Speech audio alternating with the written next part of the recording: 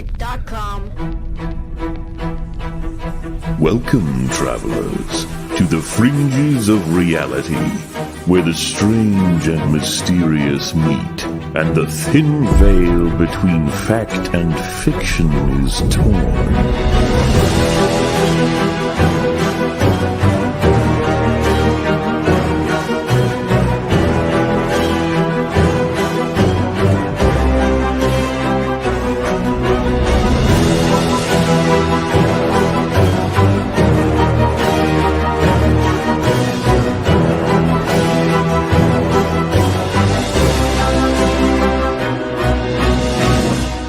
Welcome to the Forbidden Frontier.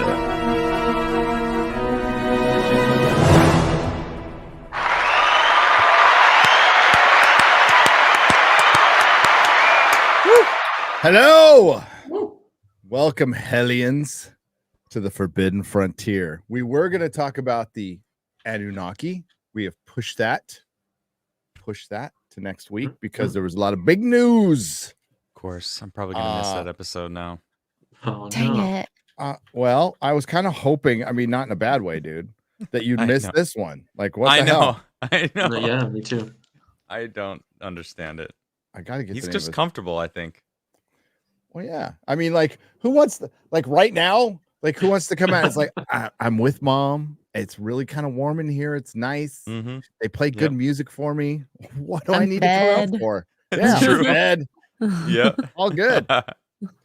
Yeah. True. But I mean, this could be your baby. Oh gosh, you Wow. got it! Oh, Does it the light up? popcorn bucket. Is that the popcorn bucket? Yeah. Yeah, This thing is. that is sick. Oh, That's actually really cool. Hang on, It's this pretty boy. dope. I wanna seize it. Lit up. I love It's- this new Oh. popcorn bucket thing. Yeah, I the gotta put trend that- is smart. making- I got to put batteries in it because it didn't. It light feels up. like a '90s thing. Yeah, You it know, does. or like and an every odds. theater has their different, like, has a different design, which is kind of cool. Oh, really? That's Yeah, so cool. like I didn't know AMC and Cinemark and Regal, like they all have their own designs. that. Oh, you got to go collect them all now. Oh, I know. Yeah. I see. Yeah. Yeah. Mhm. I got Chris. The head one is cool, but this is way cooler. Like it does light up, and the bottom of the batteries are dead, but Yeah. it lights up. And Sick. Yeah, I saw the other one. I haven't seen that one. I do think that one's cooler.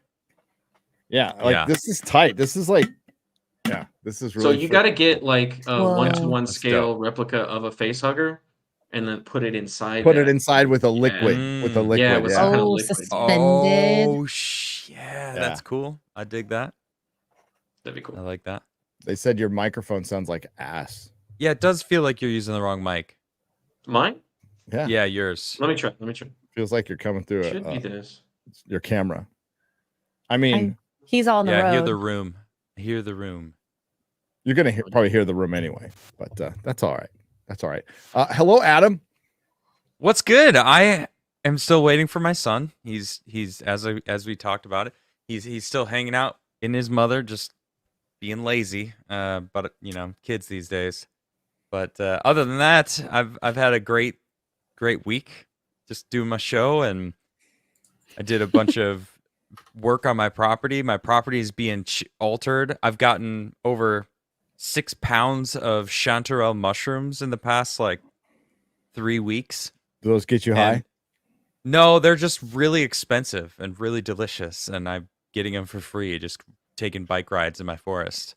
And yeah, I checked the price right now in America for chanterelles is like $200 a pound. So Jesus. you can see Mushrooms that don't get you high? Why? yeah, because they're so rare, but they grow here. They literally grow in my forest. So I just bike around and yeah, he's probably Okay. fixing his mic. Hi, Garrett.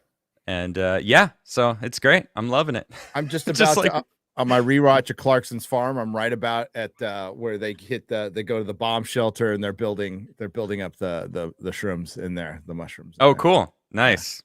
Yeah, it's a good part. Yeah, Lou mentions the mushrooms actually. It's pretty cool. He 'cause does. Yeah.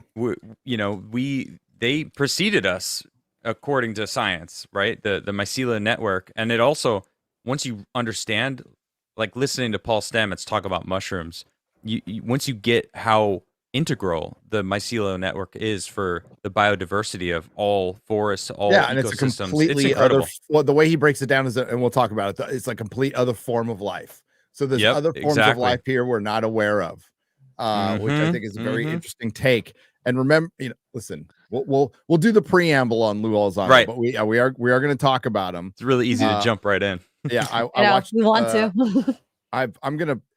I've listened to it in pieces because like before I'm going to bed, I'm listening to it. So I get about half hour in, right? And I do the next half hour, and I got all of it. And then I watched his News Nation interview, which is just as good.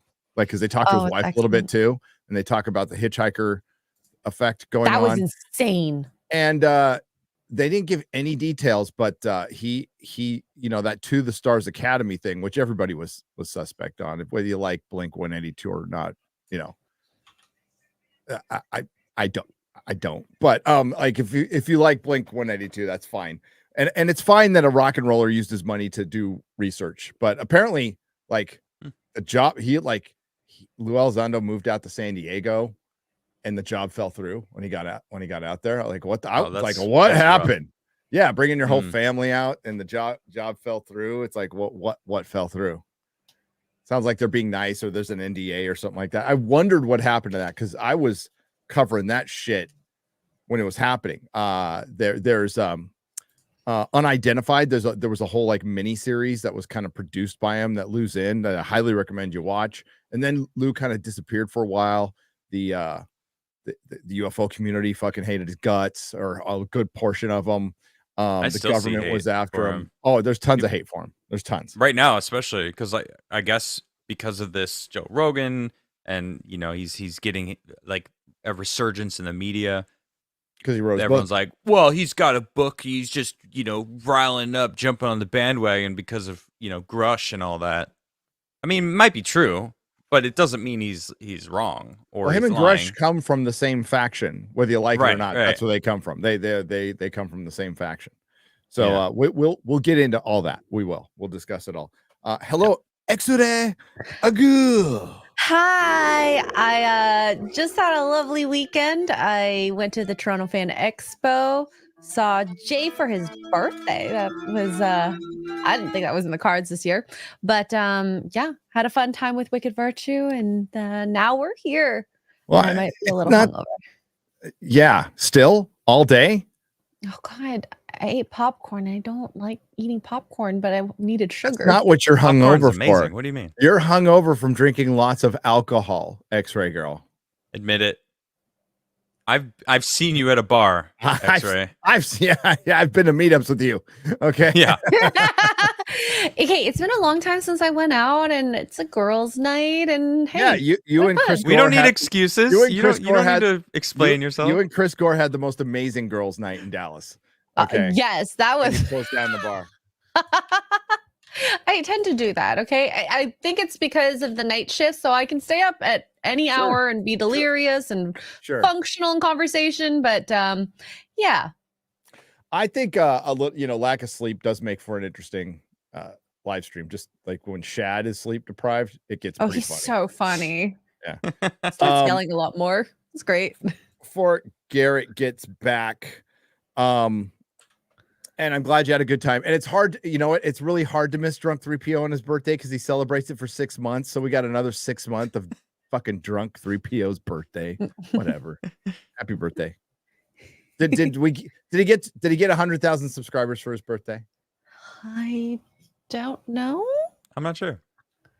I know Nerdrotic Daily got 200,000 subscribers for his birthday. So congratulations, Perry Chan. Way to get over the hump with trending on Reddit. Oh man, it sounds like you're in. It's even worse. Is that worse? Oh God. Way worse. Oh. Okay. Ooh. How did it get worse? He's at 98K. So hey, so he's close. Wait, did Normal World hit 100K? Almost. It's close. I think you'll be. Sorry, Jay. I'm more excited about Normal World. Nerdrotic Daily hit it, and Perry went over the hump by trending on Reddit again with one of his thumbnails. Like what, dude? He's done so much worse on the main channel. He just drew some eyebrows and called a fake geek girl a fake geek girl, and apparently that person is on Twitter, and I didn't realize it because I'm like, oh, that your Twitter profile picture don't look fucking anything like you at all. Come on, a lot of embellishment there. Okay. Oh no. But Many yeah. such cases. So Perry messages me. He's like, "Do you think I should tone it down?" I'm like, "Fuck no! Don't tone it down. Be yourself. Turn it up to 11. Be yourself, buddy." Over 9,000. Yeah. Please. So if you ever want to like do a straight up pity subscriber, like go to Drunk 3PO, J Drunk 3PO, give him a sub. He'll be celebrating his birthday all month, so you've got like the rest of the month to give him his birthday present. So you got plenty of time. Hi, Garrett. Cool. Hello. How are you doing? Oh, is this Wanna make sure ASMR? Are you on a USB mic? I'm on the USB mic. Yes, You're on the I'm on USB mic. Is it directional? the Yeti. Wow. Oh, it's a Yeti. Yeah, that's just what It is what it is. like. It is what it is. It's fine. Sorry, my bad. I'm coming to you from San Diego, whale's vagina. I saw one out in the bay today. Oh. Yeah, I'm I ready saw to you talk about stuff. back. Oh, at you're my in San home. Diego right now. Yeah, little one wanted to see the beach, so we did that. Oh, that's cool. Yeah. All right. That's so cute. That's She'd why. never seen it before. They're getting all. Everybody's getting all their like relaxing time in, especially Perry, and Garrett. Oh yeah, Before September. Rings of Power time. Before Thursday, like when Is that when Rings of Power comes back? that's when Hell Month starts up again. We just had one. It's so weird that we had them so close because we just had one with Alkalite, but Oh, yeah. At least we had a little break in between. That's nice. yeah, it was nice. It was nice, and Well, at least you know that one's over. Yeah, Alkalite gave us a little present right before Rings of Yeah. Power. It was Yeah.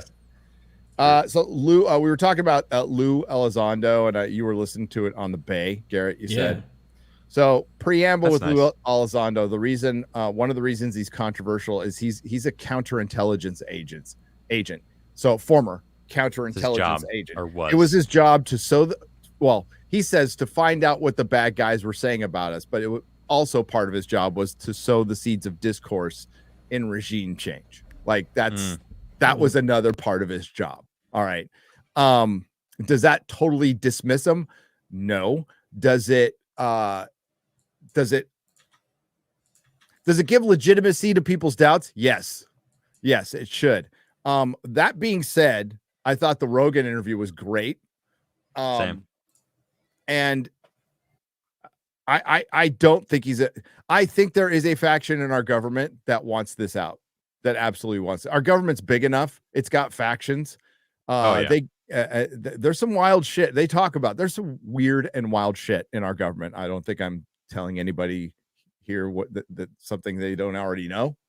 Well, that pretty much what you just said though sums up a lot of what he said. It's like, yeah, we kind of know that already. You know, like, all right, you're confirming what we already know. Like, oh, they have 4K footage of UAPs? Yeah, we know that.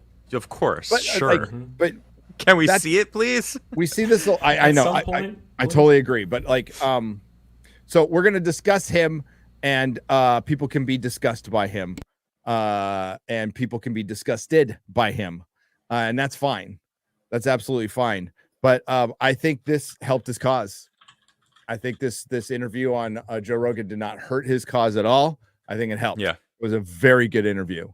That and the News Nation was a very good interview as well. Yes, it was. It added a couple of other little details that weren't covered in the JRE. With the wife. JRE. Yeah, with his family and fallout from that. And then the probes.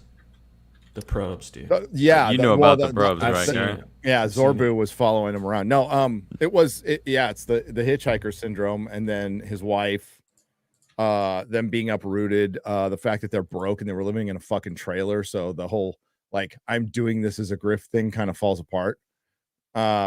With that, I'm gonna start I haven't started his book yet. I'm gonna start his book.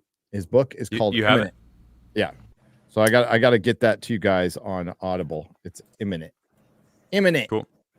And in the meantime, you can also go back and watch Unidentified, a mini series that came out in 2018, 17. Chat. I have videos on it, like of me covering it. somewhere on this channel, somewhere. But yeah, I thought it was an engaging interview. I did hear some new stuff. I would absolutely fucking love to see it. But the stuff we've heard over and over again, we have to keep in mind that him being on Joe Rogan is going to bring in a ton of new people now. So like I knew like Graham Hancock stuff up to Göbekli Tepe. I knew all his shit. I've read it before. And I was kind of, I was where Graham was. All right, we got this really cool theory. We still don't know what caused the end of the ice age. We don't know what happened, all this stuff. Then Göbekli Tepe happens. Then Graham picks it back up, and it brings in the majority of people into Graham are from Joe Rogan, right? And there was us who knew him from Art Bell and back in the day, but it was still a small number of people. And then it hit the zeitgeist. This will hit the zeitgeist. I don't know if it'll hit it like Graham and Randall did, but stating that you saw a city block size ship pass by an oil rig underwater at 500 knots. At 500 knots, stating that Roswell not only happened, there was 2 crashes, which I've heard before, by the way, and one of the ships left. One of the ships crashed, made it. And the reason there was a crash, like, how could these aliens crash when they came across all this time and space? Well, they were doing a thing called, they were fucking with microwaves back then. The microwave radar thing they were doing back then. And it was also a storm. It was also an electric storm. So they think that a combination of bad events brought it down. And it's not like UFOs haven't crashed in the past, and things go wrong. Things go wrong, especially when he describes what Bob Lazar said about like how these things run, and it's really simple, and it makes so much sense for an advanced culture to not have all this apparatus and machinery. No, they have basically 2 things that make this travel through interstellar time and space, basically. And it's a small little engine that I'm assuming he ran right up against it, Adam. That runs on element 115. Yep. And it reacts with the body of the ship. That's why it's molded. And he said the words metamaterial. Metamaterial. And I'm like, oh, wait a minute. Well, what do you mean by that? And he totally didn't. It kept going. And I'm like, oh, what do you mean metamaterial? What? But he was talking about that material on the outside, and that was what helped cause the bubble. Well, anyway, I don't know. No. What I can absolutely 100% believe is that the bureaucratic structure of the government and the way, and correct me, I know there's people in the chat who have security clearances. I know for a fact at least one person does, who have security clearance, and broke them down to, because I asked this person, I'm like, make it make sense to me, please. And it's compartmentalization, and it's incompetence, and then it's the very top who know what's going on, who rely on both to like, nobody knows all of everything. That's part of it. Yeah. But there's also they're sitting above the rat race, looking at all the different rooms that everybody is doing their own little research bubbles, and they can see them all. So Lue was it's also like, I think both there's malicious people that are keeping secrets, and then I think there's also people that are keeping secrets because they think it's the best interest of everyone. And he explains it well in this. He's saying like, these are possibly a threat. We don't want to let them know that we know, that we've told everybody, because then that may move up that clock where they go, okay, let's just invade now. What I was getting at was when you hear him talking, especially on the interview, Garrett, the interview with News Nation, you're like, how can he say some of this shit? Like, how could he talk about Roswell? Right. Now he breaks it down, but you can also tell that there are loopholes that he can jump through based on his security clearance, what's half public, because most of what he's talking about is already public, but he's saying stuff that's pretty fucking crazy. That sounds crazy. I don't think so. I buy all this shit, by the way. I think it's very believable. And I think the best case for our government lying to us and doing some pretty fucking evil things was COVID. I think COVID was a great eye opener for the world, that your government doesn't give a fuck about you at all. Like at all. There are people within it that do, but the people in charge, the corrupt people in charge, do not. They just openly tried to kill a presidential candidate, in my opinion. Yep. I got to say that. In my that's opinion. obvious.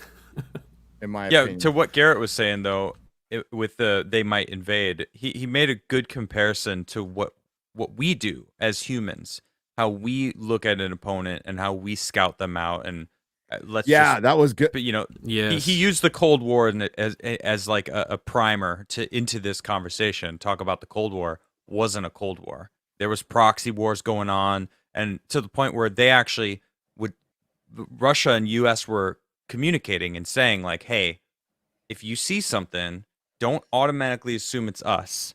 It might be a UAP. Which that's crazy to yes, think about. There was, or is it was it also counterintelligence though? So like that was kind of hard to. I want to believe decipher, that, but enough stuff did happen to where they did for a while start working together, and then that stopped when the Cold War heated up. I guess, but right. A lot of people fucking died in the Cold War. My cousin was which is funny because I know Ryan, who had practically the same job, but my cousin was a nuclear tech on a sub, and he said and in the 80s, by the way, folks, and he said all we did was play tag with Russian subs all fucking day long. That was it. We were just like, we see you, and they were just chasing each other around the Atlantic Ocean for years. Wow. Like it was just touch and go, and there was a couple of scary moments he said that he couldn't really talk about, but like scary moments like we almost launched. So that shit was going on, but definitely they were communicating, and for a while George Knapp talked about this. George Knapp got out with material that they with the Glasnost, and then when the Berlin Wall fell, they were more open than we'll ever be, and Knapp went out there and talked to generals and got files and material and fucking came back, which is just fucking Chad move, ballsy move, love it. Very. But I think there's a lot to go over here. And now I can't wait to read. I was kind of like, on his book. Now I'm like, I can't fucking wait to read his book. I came away from this interview. I had never actually listened to Lue Elizondo, and so this was kind of the first time I really got to like hear him and listen to the way that he speaks, and I am more interested in his takes because of the things that he talked about outside of the UFO stuff, right? What happens after death, what kind of reality we live in, and the way that he was talking about things, it's the same as the way Grush kind of alluded to a different reality that is kind of blending with ours. Between spaces. Yeah, you know, and I'm like, yeah. I really do feel like this is some sort of human societal primer to get people to finally understand that there's another reality that is meshed with ours that we can't see. Right? Well, we can, but the general public isn't aware of it. But you can see them if you do these certain things, or if you communicate a certain way, or you do, you know, if there's a storm and you throw some electromagnetic waves out or something. Let me throw out a scenario, Adam. So it was always like people will panic if we find out there's UFOs and aliens, which I honestly don't believe that much anymore. I think certain countries would, but I don't think the world would collapse. I think America would be just like, yeah. And the UK and Europe would just go, yeah, you know. That's another Tuesday. I mean, look at the reaction to 2017 when that stuff dropped on New York Times. It was like, oh wow. Anyway, you know, that's which it should. That's the way it should be. It's like, yeah, we all knew that. But what if the government came out and said, yeah, we got absolute 100% confirmation. We're a simulation. You're just a bunch of dots. That wouldn't surprise me, actually. Your reality is preordained by some code.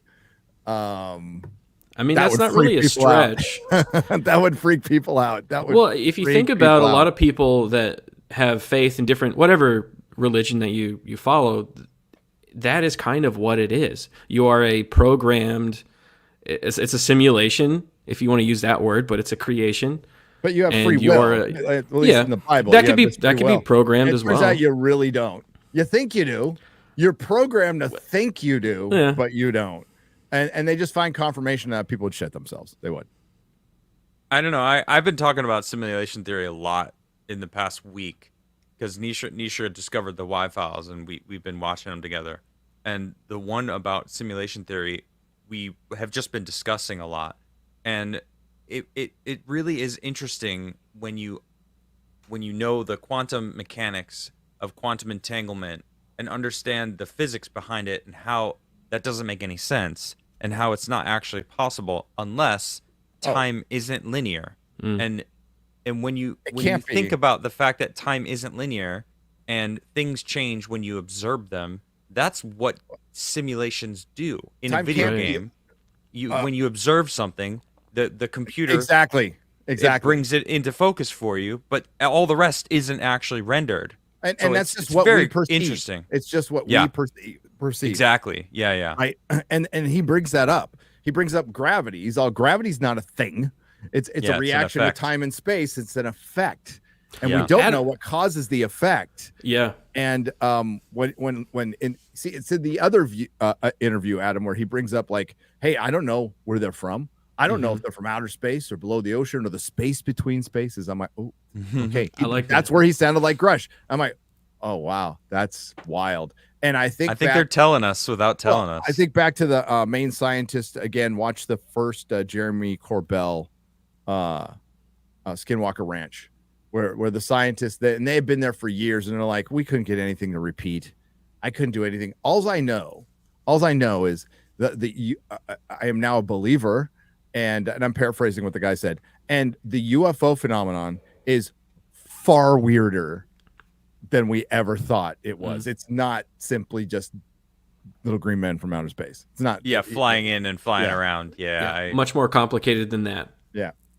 Adam, it's interesting. You kind of triggered my memory of what we were talking about before about light and how there's stars that are so far away we don't even know they exist because the light hasn't gotten to us. That's like a skybox. That's like a fog distance in that simulation. It's only rendering what we can see and what's around us. Yeah, I thought his breakdown at the end of the interview was really interesting about what happens to you when you die. His funeral when he went to his dad's his mother. His mother, dad's. yeah. Well, he talked about them both. Yeah, right. He talked about both of them. The moment that his mother died, he saw that she wasn't there anymore. Left. It was just a vessel.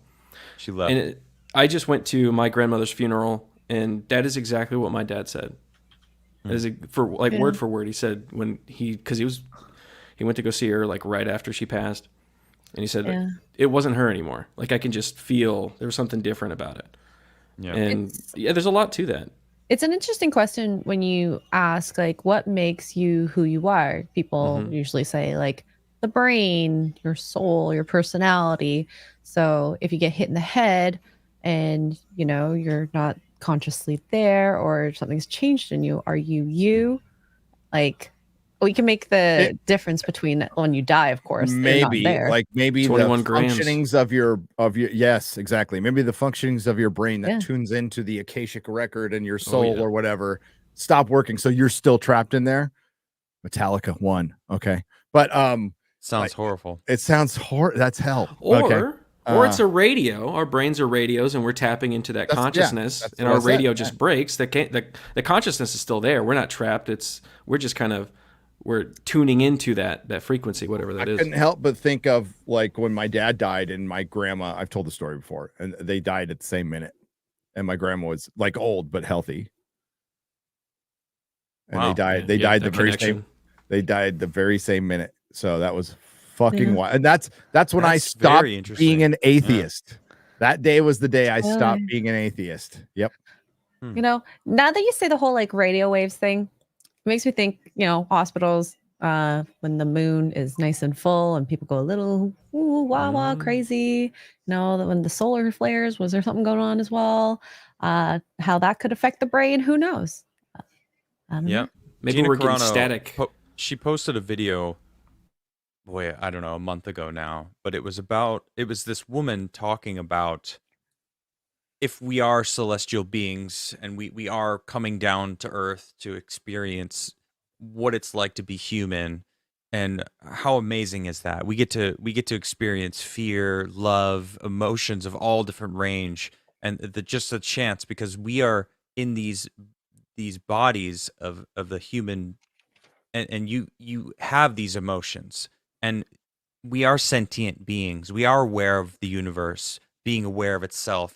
We are incredible creatures, and if we are getting this chance to come down here, like, that's incredible. But then I add the simulation theory into it, and I know people think simulation theory, they think it's all one simulation. But what if we are all in our own simulations, and when you interact with another sentient being that's also here, that's having their own program running, it like renders together. Like all four of us are having a conversation right now, right?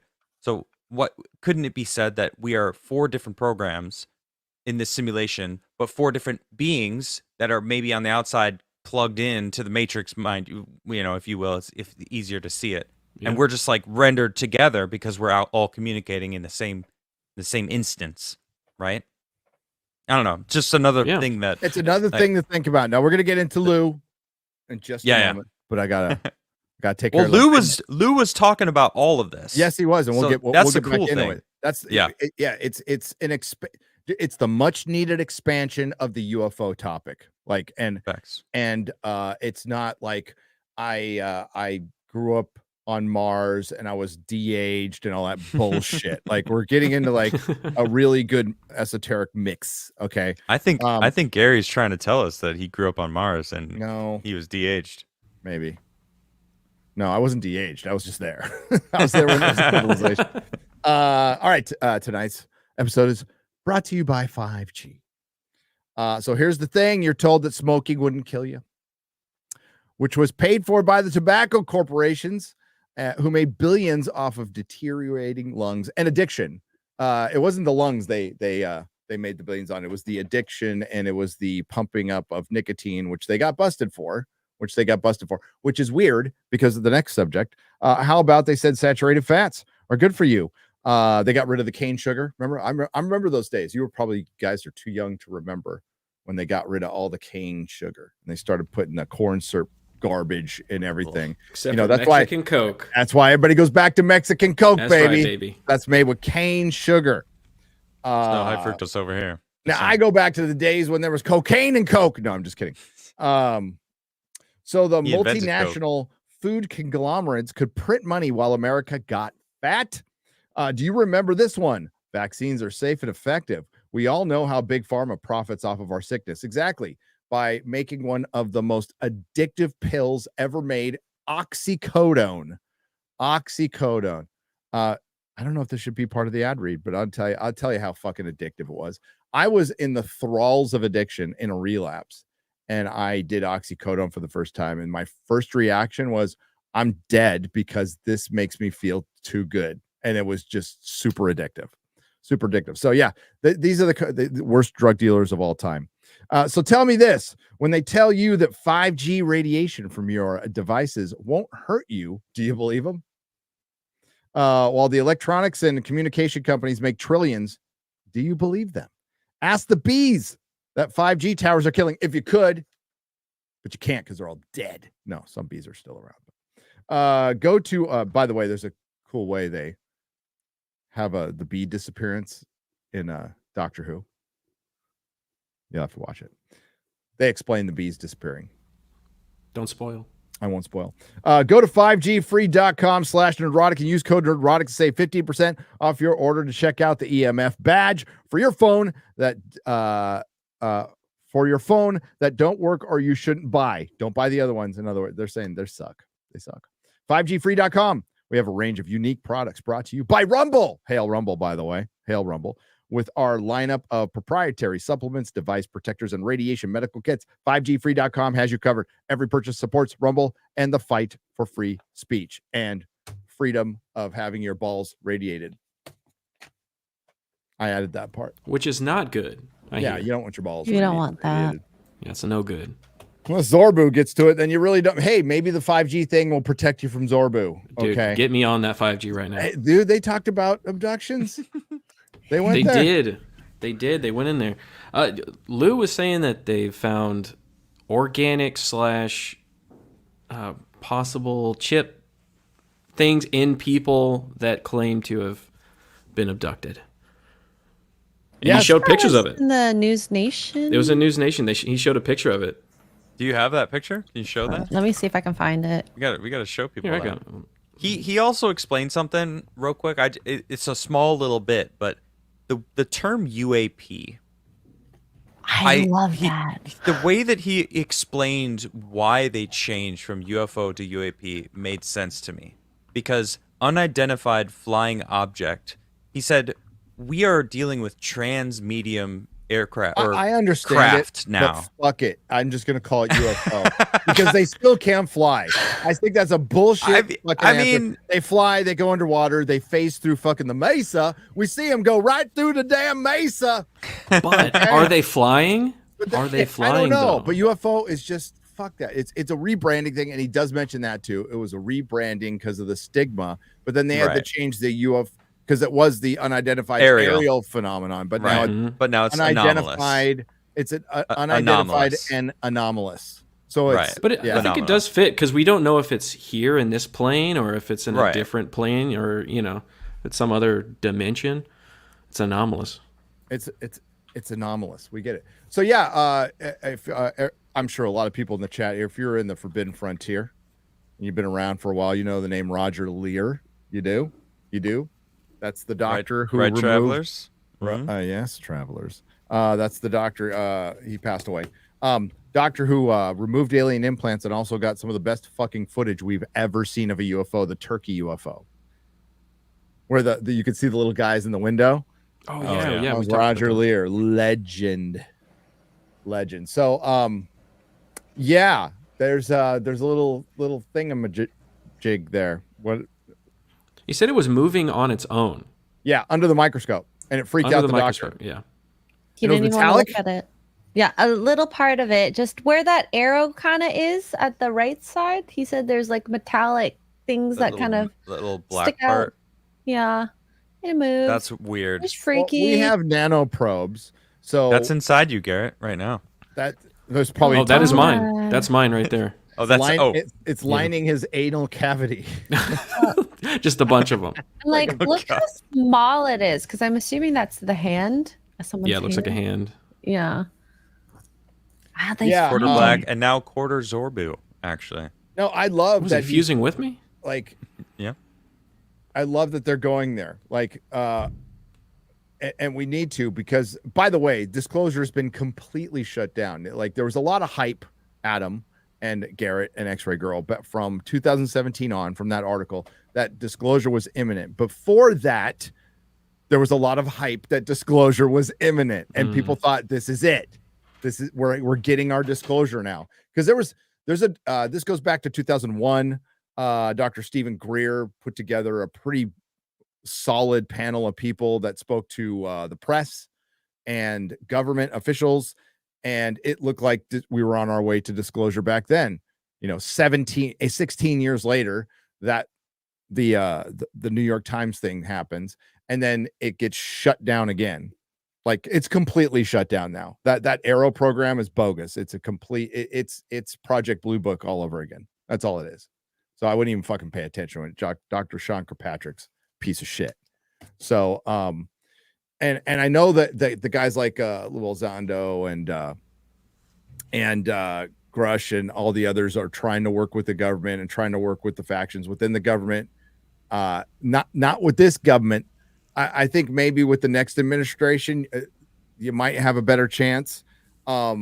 They did get shut down during Trump's administration, but it was when Trump surrounded himself with a bunch of uniparty statesmen who wanted to shut that shit down anyway. So maybe it's different this time. I don't know, but it won't happen under this administration at all. And what's funny is, like, Harry Reid, it's like certain politicians, Adam, when they get out of office, they show their true colors, like George W. Bush.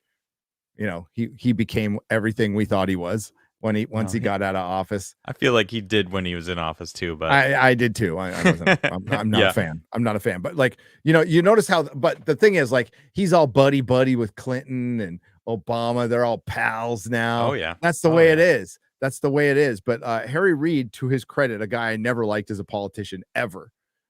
but like was really instrumental in getting some of this stuff out. And you have to, before he passed away, and like credit, thank you for doing something good before you died. I don't know if it'll counteract all the evil you did in office, but whatever.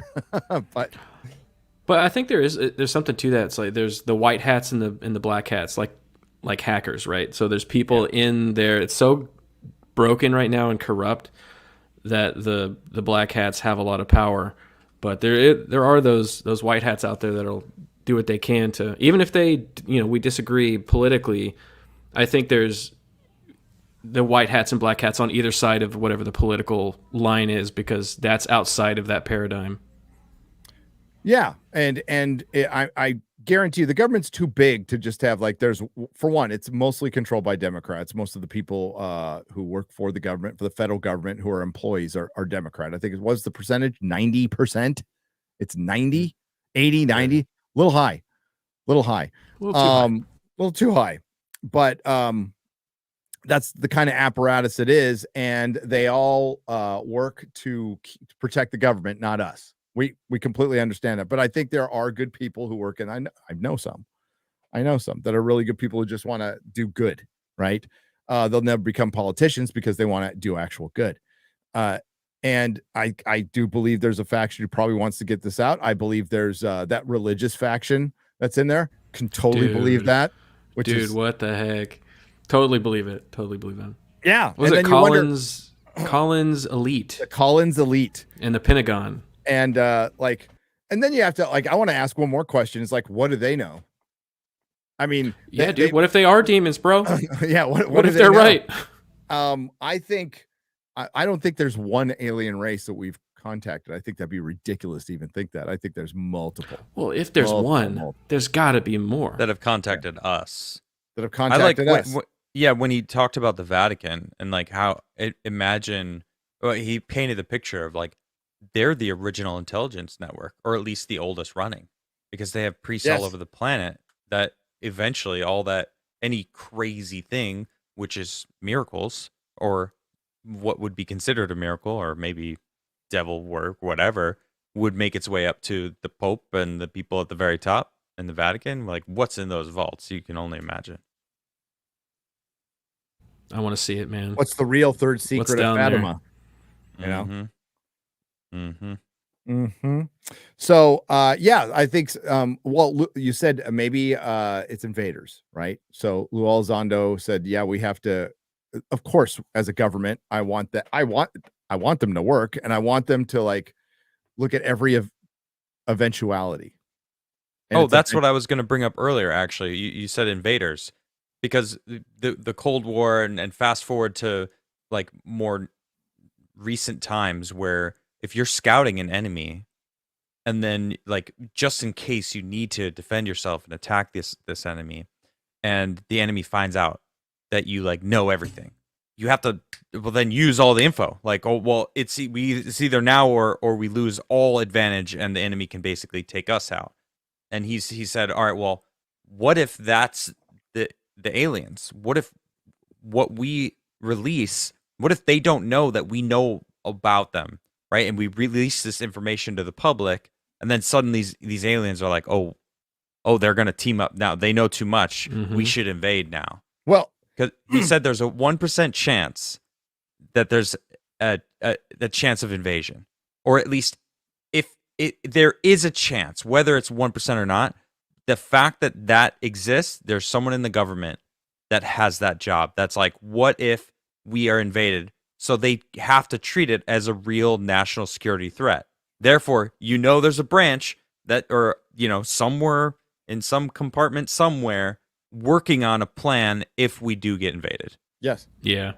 And I think that's what the people that are keeping it a secret because they want to protect America, I understand. I get that perspective. But I think at this point, we deserve to know. We deserve to know if there is something else out there, if there's some other plane of existence, or if maybe not, and maybe it's something that's here that we don't know about. Maybe it's something that's in our solar system or in our, whatever. But we deserve to know that. And, whatever comes after that, it'll come. But we need to know. I firmly believe, I understand why certain things, you do not want to share the nuclear codes. You don't want to share the formula to make a nuclear bomb. Okay, I get that. But we're paying for most of this shit. And I think if it's just intelligence of, hey, so this tells me there's something more to it. Because if it was just like, hey, yeah, we found some crashed ships. A couple of them were dead. We haven't talked to anybody. We haven't made any contact. We don't know what they want. I don't think that's harmful information. They're just out there. Obviously, they can get here and do whatever they want, and they haven't at this point. I think it's way more nefarious than that. I know Stephen Greer's been pushing, and like I think he's half right. I think, Jesus, I got to let my dog out of that in a second. But let me finish my point. Okay. Yeah. So Stephen Greer is pushing that the aliens are they're benign. Like they're not here to conquer us. They're here to observe, and they're not ready to fuck with us because we're too warlike. And I bet you there's a faction out there that absolutely is. And maybe they're the ones keeping the invaders at bay. Maybe there's other aliens keeping aliens off our ass. I don't fucking know. That's the thing. Nobody knows. But to keep it this secret and I think there's, I could totally buy that there was a deal made that aliens could come randomly and pluck people and for their experiments, and that we just chalk it up to the many like legitimate disappeared people for accidents or whatever. 411. 411. I absolutely can buy all of it. Gain of function, folks. If you don't think our government right, gain of function, the research of gain of function is for profit. It is not for protection.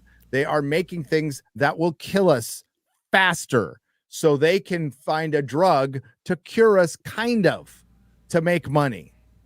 Tuskegee experiments. You don't even have to go recently. In the most simplest terms. I'm putting it in the most simplest terms of like a sci-fi novel. Oh man, yeah. V for Vendetta. Well, no, I was just going to add to that though, because Grush talked about it.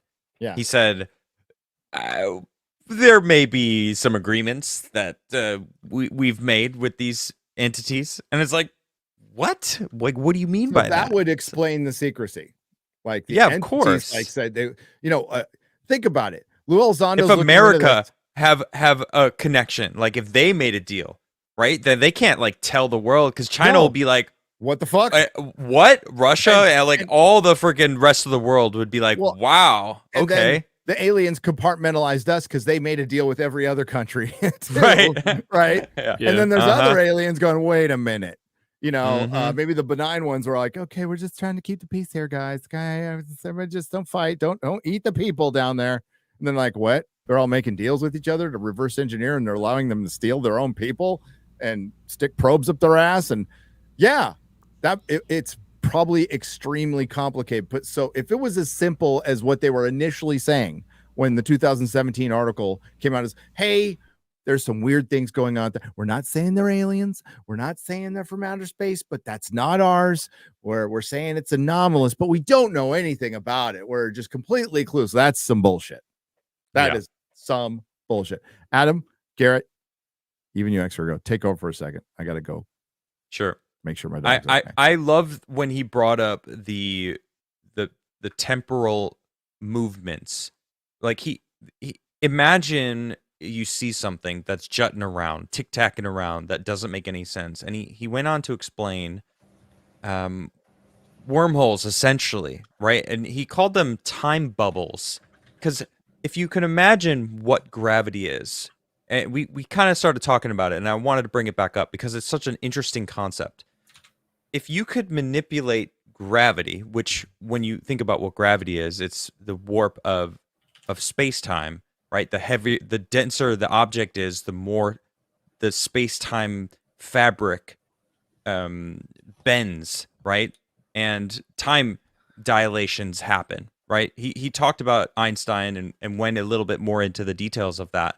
But he was talking specifically about how it relates to how spacecraft move, and more specifically, how we would observe these spacecraft moving.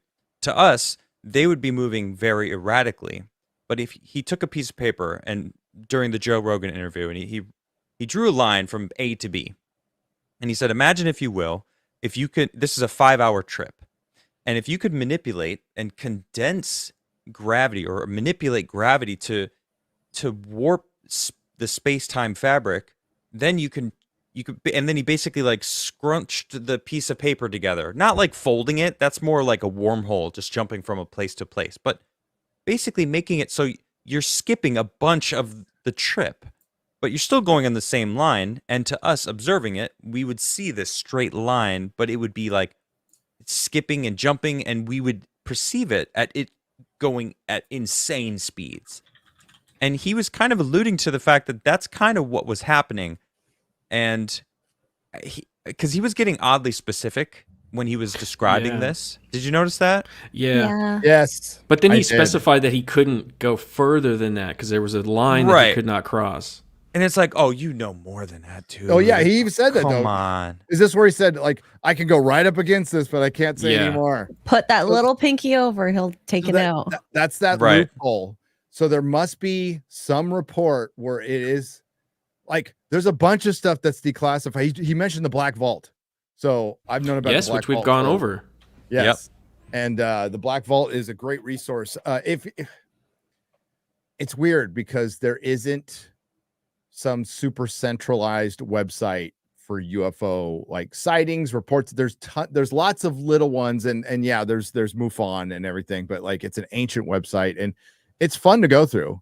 If you go to MUFON, you can look at the records and you can look at all the reports and stuff. But I mean, like a daily news big website that collects all sightings, you know, and then like maybe even rates them like, oh, we think this one's kind of bogus, but like you got to kind of rely on UFO Twitter, which is pretty good. It's fun, it's entertaining, but there's a lot of bullshit on that too. And it probably because it's not financially feasible, or we haven't found the right, or it's just ufology is so fractured right now. You know, there's definitely fighting within ancient civilizations, but they're way more together on stuff. And plus they have historical documentation to back them up, and UFO is still very fuzzy pictures. And Yeah, you just have like FOIA requests in the documents that are Yeah. heavily redacted. So there are documents out there that we don't know about that are completely public that probably say shit that we just haven't found yet. Now the Black Vault probably has, but it's like sifting through that to get them. So he obviously knows about them, and he can go through these loopholes. That would be my best guess with how like him answering Roswell right away was, whoa, holy shit, really? Yeah. Okay. All right, that's interesting. What was that Brazilian case? Yeah, it wasn't the one we Cholera. talked about. It wasn't No. Virginia. It was a different Brazil case that I'd never heard of. So he mentioned this place called Colares, Brazil, where they actually, I feel like it's more normalized there to have these. South UFO America is way sightings. more open to ufology. Actually, Italy is. South America, a lot of countries are. France, you know, they're not really big on free speech or anything, but they're more open about UFOs. But yeah, South America is like, as far as like just accepting it, way ahead of us, which is interesting, guys, because little Catholic down there, little religious down there. They're way more open. Even the fucking Vatican's open to UFOs. That's what I was saying earlier. Like the discovery of a different plane of existence or some other beings out there doesn't discredit religion. It just No. kind of goes, oh, I have a different understanding of what it is. So I think it totally makes sense for the Vatican or for any religious institution to be like, no, yeah, there could be stuff out there. Yep. It makes total sense to me. I can see it. It does. It does. What was the name of the, are you looking that up? It's called Colares, Brazil. So what was the report? The report? Oh God, there was a bunch of sightings. I'm trying to find the video of it. I think it was from the News Nation. That's why I got confused on where to find it. Of UFOs, and like it sounded like they were almost harming people down there from the sounds of it. But let me see. I'm trying to find News Nation. Come on. Is this a book? Is this a book? Is this a book? A book. Yeah, UFO danger zone, terror and death in Brazil. Is that the Colares one though? How do you spell it? Colares. Okay, yeah. So I'm gonna have to read this now. But yeah, it's different. It's lots of stuff. Well, Brazil's a big country too, but Yeah, he mentions that one and mentions people being harmed. And that's not the only case. There are many cases of people being harmed or disappeared. And it was here. There we go. I think I found it. Oh, here it is. Is this the story where the government comes in and they, or was that Virginia where the government came in and like blocked off all these roads and said, hey, nothing's going on here, and there was a press conference. That was Vagina. That's right. Brazil, That's what I yeah. thought. Yeah, Not the same one. it's not Caleres. Yeah, because I was like, man, I kind of heard of that one, but I don't 1977, Caleres Island in Brazil. Yeah, Dozens of people Caleres. claim to witness strange beams of light from the sky. This is from History Channel. History Channel. Yeah. Okay. So I have the part where it is, so he states that the people say they're being plagued by UAPs, UFOs, in some cases even being pursued. There's reports of laser beam types and emissions coming down and harming people to the point where the Brazilian government actually deployed doctors in the military to investigate. Yep. So I think we should do a deper dive at some point into Yeah, what we actually should. Well, happened. then there's the memos that Lue Elizondo showed to Rogan about, because Rogan asked a very good question because, he was asking about older stuff. Like, what's the oldest UFO picture you have? And Lue Elizondo says something that completely makes sense to me is the people in charge who want to know if it's a problem now don't give a shit about the past, even if it's context. Now, I think that's utterly retarded if you're serious about something, but I understand it. They go, we need to know now. We need to know now. If something's really a threat, I think you should find the causation. And I think you should go in the past and find out if there's anything that connects it, because that can give you more information to whatever you're up against. So I just think that's fucking stupid, and it makes total sense for coming from our It's government. nearsighted. They're thinking, I have guys, like he said, I have guys out on a boat, like right now. They're buzzing this place. Like, what's going on right now? I don't care about the past, but they should have a Absolutely. team If you want to do a researching full the past. investigation, you're paying these people. They're willing to fucking do it.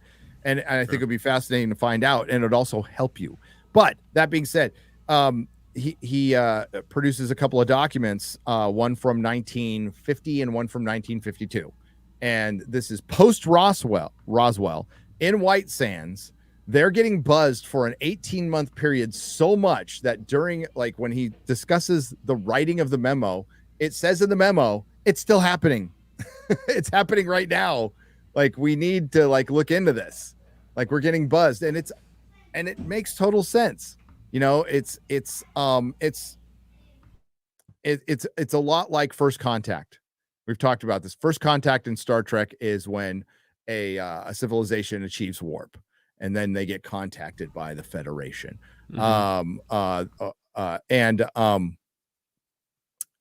think it's more of, well, the first time a civilization does something like creates a nuclear bomb, there probably is some signature that either they have probes here or they can detect it, and they're like, third planet from the sun and the western spiral arm of the Milky Way.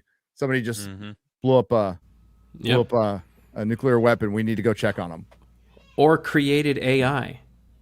That could be another, because it's part of the Fermi paradox. That one of the explanations is, like, what if it's all AI planets out there that took over other planets? Like, we see that in the Orville. That's one of the plot points in there. Is it's an AI planet that used to be organic, then it got taken over by all the robots, and the robots are now going through space and assimilating. Same thing with Star Trek, right? So what if that is the case?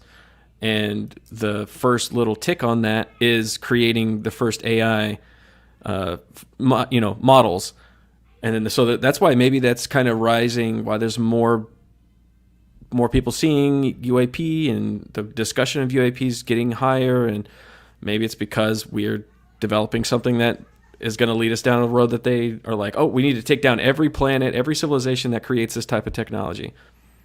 Who knows? That's what's very fascinating about this is, like Lue says, we don't know if they're good. We don't know if they're bad. We don't know why they're doing what they're doing. It's what are the possibilities, and trying to figure out what that is. Yeah. Well, I mean, so he provides these two documents to prove that, like, yes, there are similarities. This has been going on for a long time. This goes all the way back 1,000 years, by the way. Thousands of years, by the way. And I think, God, dogs are going crazy. The other thing Lou brought up was the, no, they're just barking right outside my door. I have a good mic. Now I can hear them. Yeah, can you hear them?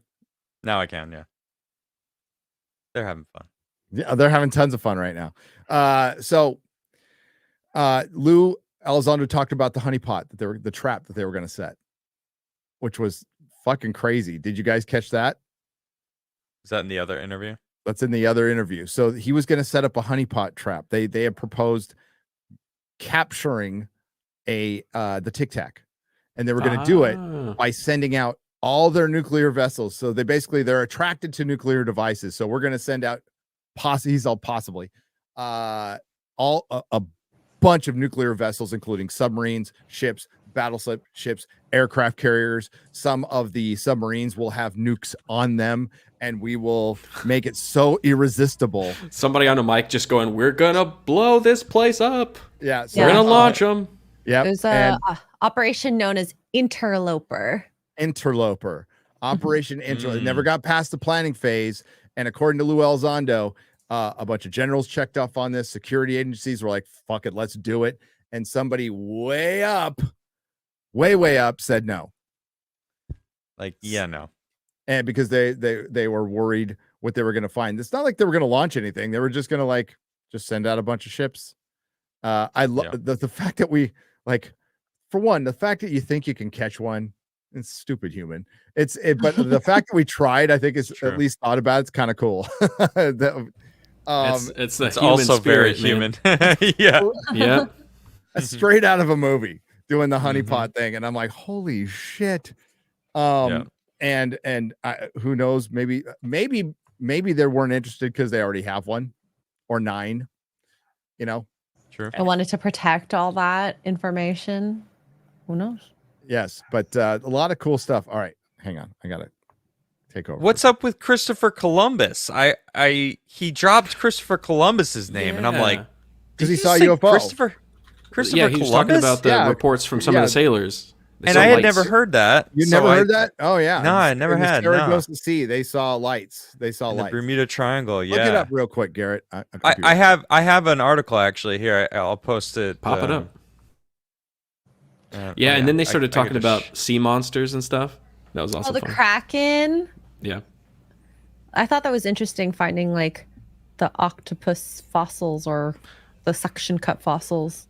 That's what's so kind of cool is we thought those were all stupid. It's like, oh, there's no sea monsters. None of that stuff is real. And then we start finding fossilized suction cups, or we find that the colossal squid that could explain that, Okay, so they say the original log of his voyages didn't survive because his journals didn't make it. But what is this website? Anomalyinfo.com? Interesting. I only kept this one. I looked up a bunch of different things, but I kept this one because they all kind of said it, but this has these 2 examples together.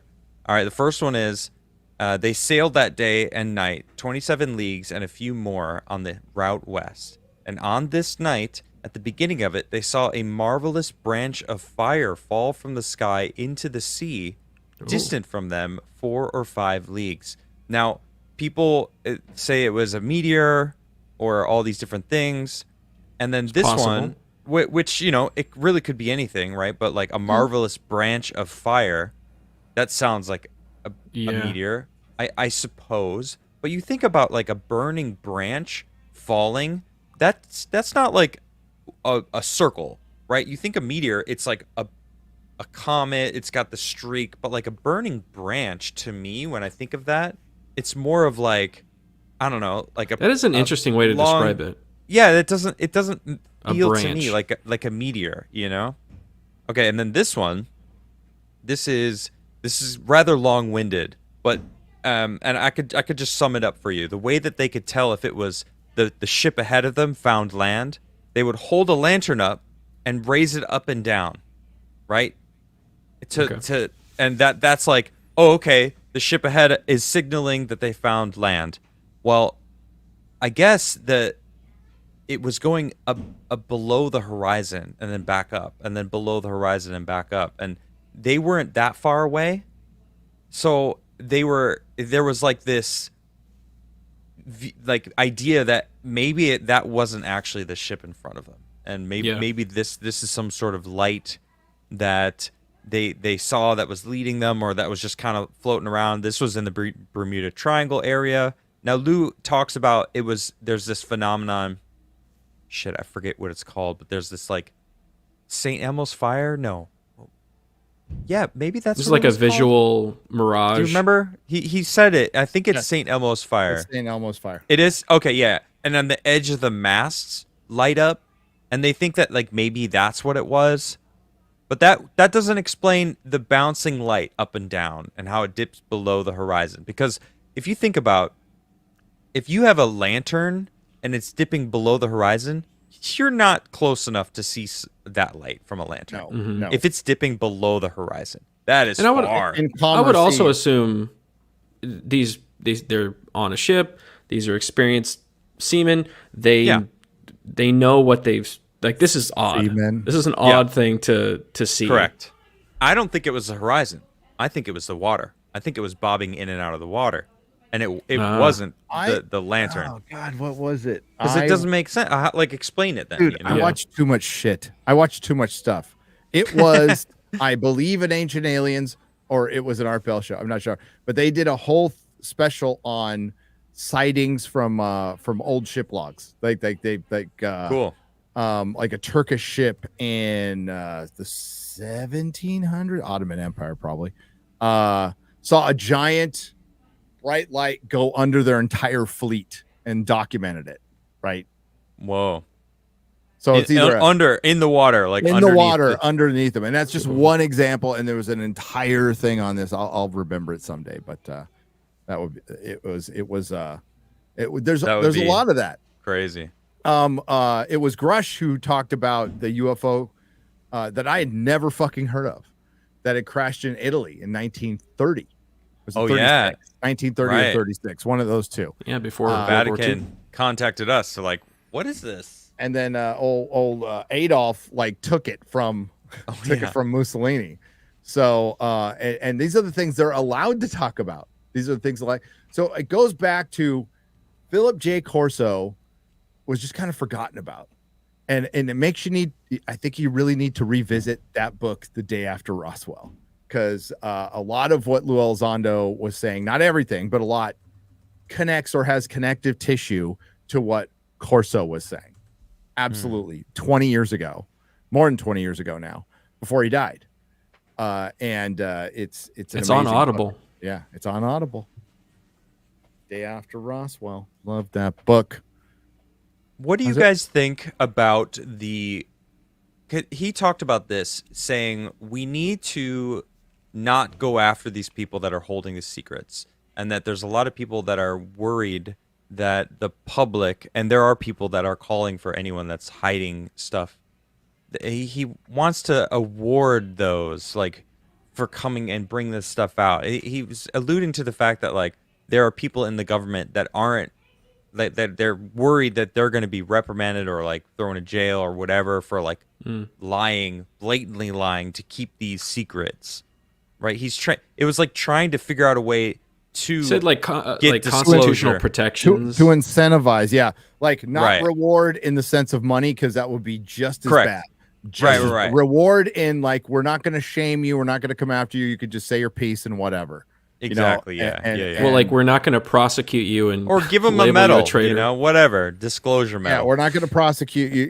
Yeah, but like not put your life through hell and discredit you and bring up your medical records about PTSD or say you never headed an organization, which you did. We've seen happen. What's going to be a tough sell for anybody who's in this field right now is people who are into UFOs are just wired to not believe the government. All right, at all.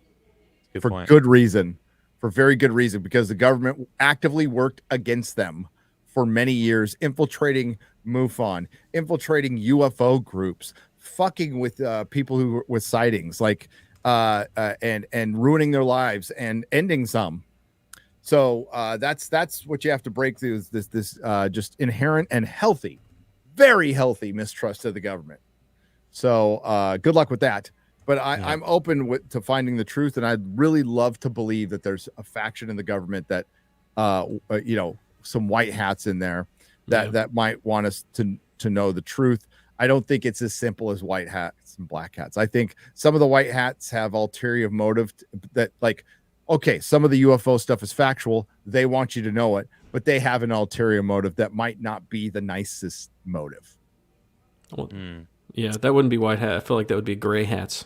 Yeah, that's what the government's filled with. Yeah. I think whatever it is, it's been here for a long time. The more UFO research, things that I watch, conversations about people that are in the know, everything points to it's not from outer space. Earth is amazing. There's a reason Earth is like the bastion of life.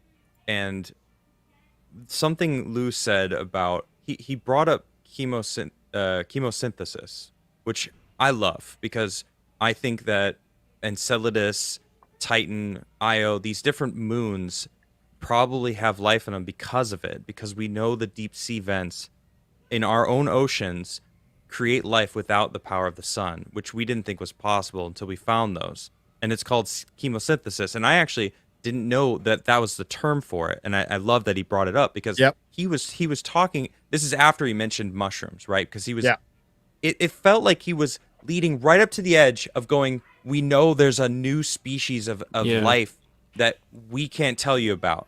But because mushrooms are like very separate to then like the mammals, and then like the tiniest quantum realm viruses and bacteria. Yeah. And then little beasties. And then little beasties, and then he brought up chemosynthesis, and I'm like, what do you know? Like what kind of life is existing on this earth that has evolved to the point that it can create ships that are moving like they do, that we can't see in our day-to-day lives, right? Sure, sometimes people get a view of them, and that's like the UAPs, like, woo, something's happening, but like obviously they're here.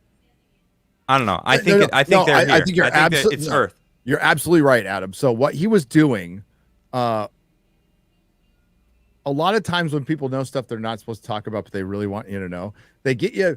We walk right up to it, unless Garrett blabs it out on a chat. Small arms. Yeah. We get right up to it. That was super vague. I don't know what you're talking about. We make you want to think. That's exactly what he's doing. He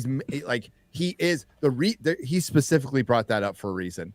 He brought it up for a reason because it's bugging me, dude. It's bugging you because that's what he wanted you to think about. He specifically wanted you to think about another form of life that's just been here that maybe we can't even perceive. Right. So this is the one thing, like, I don't care if you're bottom of the oceans, if you're an atheist, dude, great. In the abyss. If you're an atheist, great. If you're a Christian, great. Whatever religion you're into, I don't shame you for it. But I think it's really tough to just not believe everything when we don't even have a grasp on our own reality. So to sit there and go, this thing ain't real. I would never have that kind of hubris, man. Like, ever. Like, I have. The more if you just go scientifically, if you want to go basic academic, mainstream narrative scientifically, the shit they're getting into is really fucking weird, and it's starting to really look like, and it's making some scientists go, it's kind of, we're seeing a lot of repeating patterns and design here and maths, and it's kind of weird. So I absolutely buy that they might be occupying the same space and we cannot perceive them unless there is a solar flare, or the magnetosphere is at a certain way, or our brain is functioning a certain way in relation to the magnetosphere to where we perceive something accidentally, or they just don't give a fuck and they're like, oh well, let's save a little energy and turn off the cloaking device. Like, nobody's gonna believe it anyway. Yeah, what is it, like 200 people? Who cares? Yeah, who cares? Who cares? Mm-hmm. I mean, the fact go that ahead. the fucking UFOs, like the Bob Lazar UFO, is the most basic thing ever made. And they mentioned 3D printing, and we couldn't get our brains around 3D printing when at the time that they were talking about it because it was made seamless, but it was basically molded or 3D printed, made in a replicator. That and the controls, like there's no controls. There's no controls because you could be interfaced. Are the controllers? The occupants are the controllers, which are probably made as well. And then they bring up the Neuralink. The new the second human trial just happened. So it's your avatar. I'm like super skeptical about that, but it was really cool. You're the super intelligent shade of color blue, or you're a humanoid, or you're fucking whatever you are. And you have got you don't even have a headset, right? So you're just neural linked into your avatar, which is a gray, and you just fly your ship around and trip around. Maybe it's a video game. I don't fucking know, but like it's far more believable as the further advanced we get. It makes other things more believable. And now knowing that our perception of reality is so wrong, like it's 3-dimensional. That's it. We don't even see, animals. A lot of animals see better than we do, and they have better senses than we do. Yeah. And maybe that's the trade-off for being conscious. Like I don't know, but like Adam, you're right. That was the best part of the interview, is him going right up to that, and it's like, oh, that's what he's talking about. That's what the aliens are. And then right after that, he started talking about death and different, like the different planes of existence, where you go, and where we go, and it's a good point. Yeah, and Neuralink also, when Neuralink first was released, I did a big report on it, and according to what they say, the Neuralink is going to allow you to see in infrared, and it's going to allow you to change your own vision. Do you want to see an infrared? No, but the reason I'm bringing that up is because what if that is part of the way to see these UAPs, these UFOs? What if suddenly people with Neuralink start seeing? It's like putting the glasses on and they live. The night vision goggles. You start seeing all kinds of shit in the sky. Right. What it is, I don't know. What if it suddenly connects you to like a different wavelength of being able to see, and then all of a sudden, boom, they're everywhere. You see them everywhere. Well, it's like putting on the glasses and they live. That's what I said. Yeah, exactly. I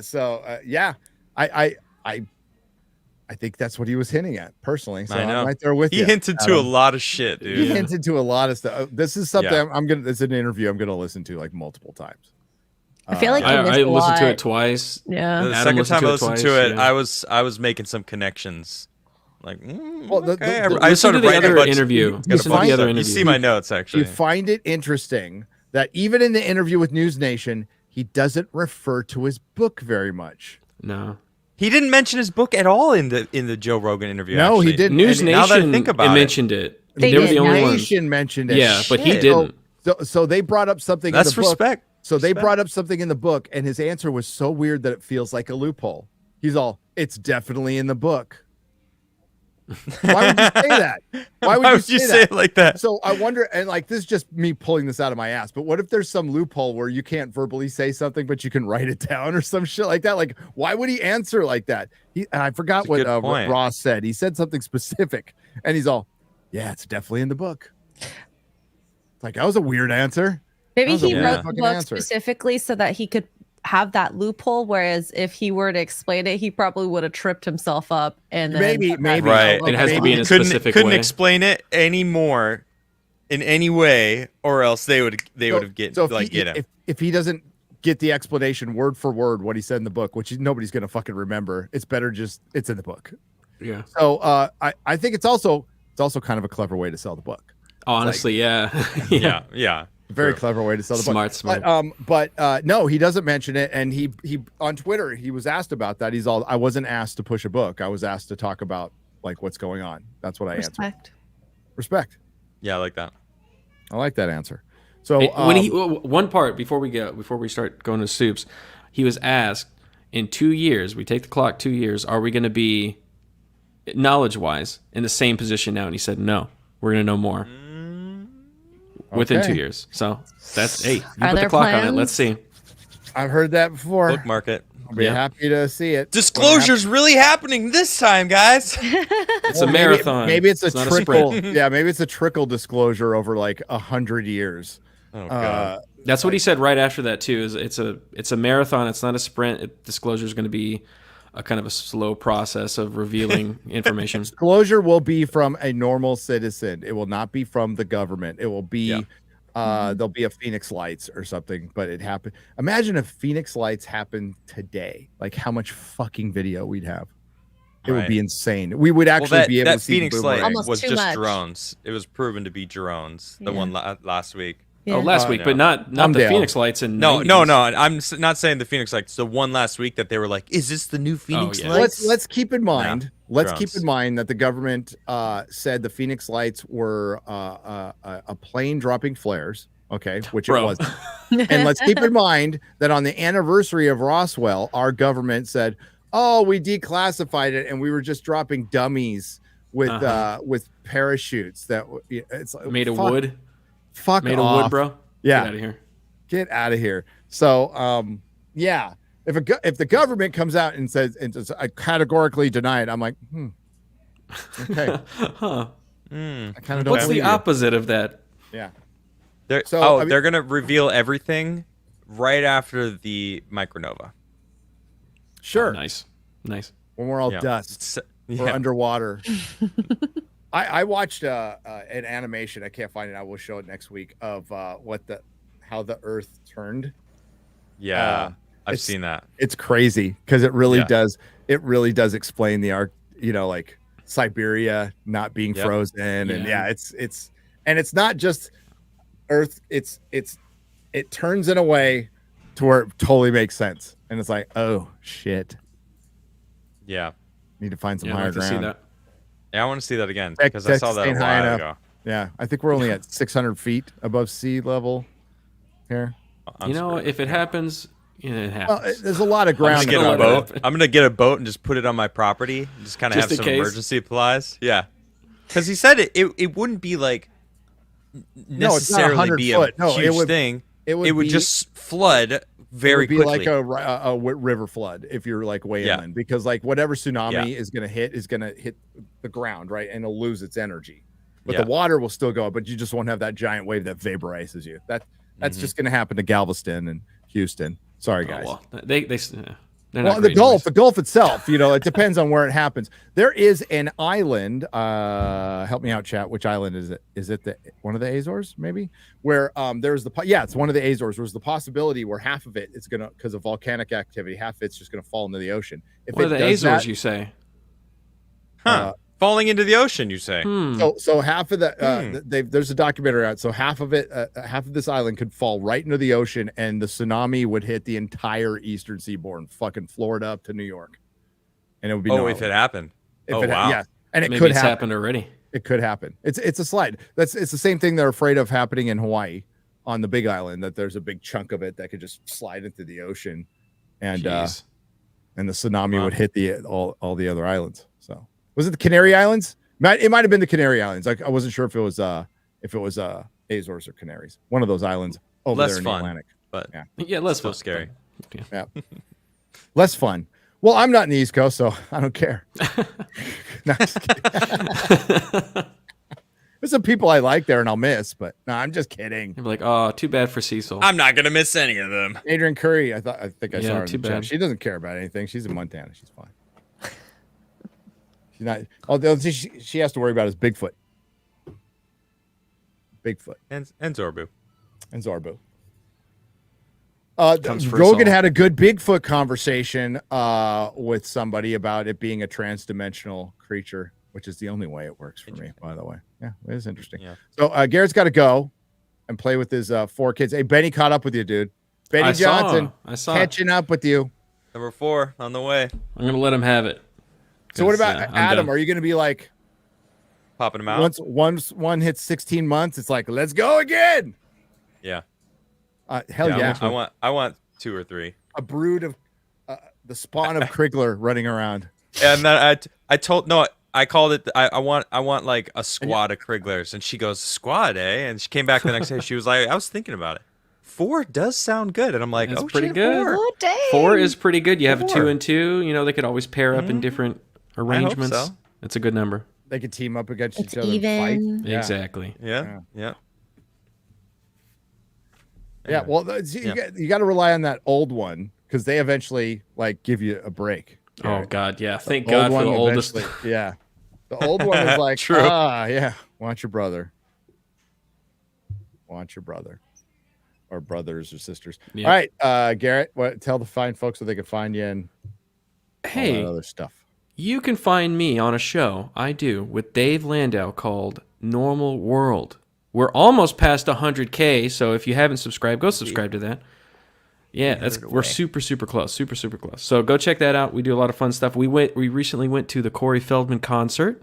We made a video on that, so check that out. I thought it was Did very you funny. seriously go? That was fun. We did. Oh yes. Yeah. Oh yes, brother. Yeah. And we talked to people at the concert. It was very interesting. So go check that out. How many people were there?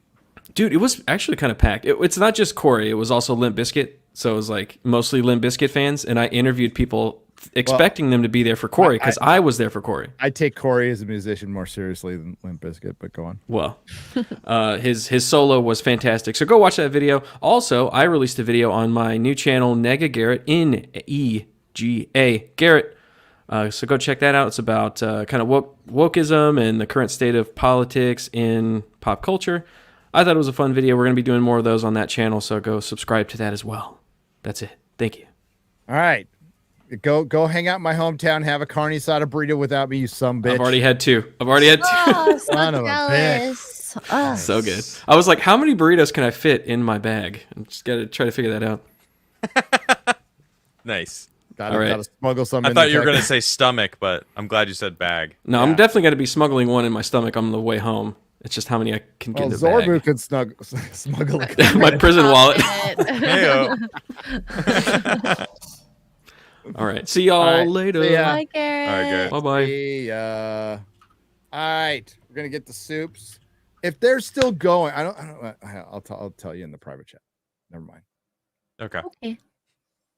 Never mind. It's not that important. All right. Interesting. No, it's not. It's I'll tell you in the private chat in a second. It's about a Okay. possibility of a raid, like when we're done. Okay. So that's Okay. Okay. Bye, Garrett, and we're gonna get to the soups.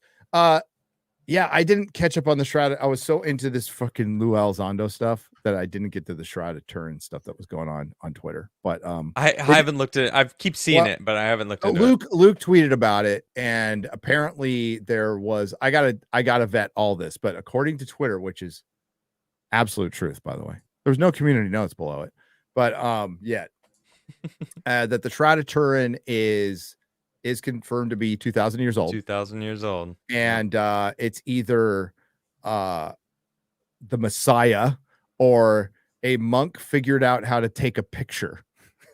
So either way, it's really fucking weird. That's the conclusion. But the 3D thing scan on it was crazy. Yeah. Talking about this, right? Yeah. That. It's cool. Interesting. Yeah. I love this stuff. The fact of the matter is the Bible is a great history book, and there's a lot of stuff. I watched a whole video on sites that believed were previously believed to be just myth in the Bible that they found fucking Jericho, dude. Like, it's crazy. I love that stuff. I love that stuff being real. James O'Keefe was standing in front of a guest at Mar-a-Lago. Trump has somebody said, how do you know it's a replica? A replica of the Ark. Imagine thinking it's actually a replica. Yeah, it's the Ark of the Covenant. The Ark of the Covenant. It's straight up the one from Raiders of the Lost Ark. It's got the angels like, and like, I want that so it's bad. Pretty great. That's 6 pounds of gold or something. 6 pounds of fucking gold. Fucking Trump. Wow. God damn it. That's awesome. That's awesome. Yeah, it is. Okay. Let's do everybody doing how you doing, chat? Chat, you're looking good today. I just wanted to tell you that. Looking really good. Zorbu. Oh wait. We'll get to you, Zorbu. I scrolled down too fast. Damn. You mean scrolled up? Sit down. You sit down, actually Zorbu. scroll down the right way. Wow. Well, when I'm doing it, but when I'm watching the thing and I need it to go up so I can continue reading, okay, that's Scrolling My up. perception is my reality, X-ray girl. Okay, God, it's really my confusing simulation. because you Let me live in it, okay? contradicted but yourself. But anyways, go on. Taking away my agency. I'm so toxic. I know. Rackets Buyers Club for 50. Hale watched an interesting video on Wally Wallington titled "Amazing Video Man Lifts 20-Ton Block by Hand." Could it be as simple as something like this that allowed Stonehenge and other similar sites to be built? I mean, maybe, but I think it's more of they had some kind.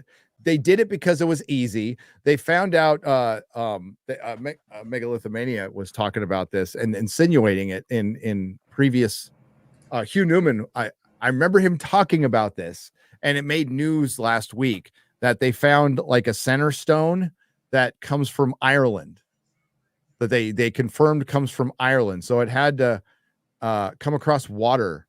This was supposedly, I think Stonehenge is older than 5,000 years. Same. I just think that.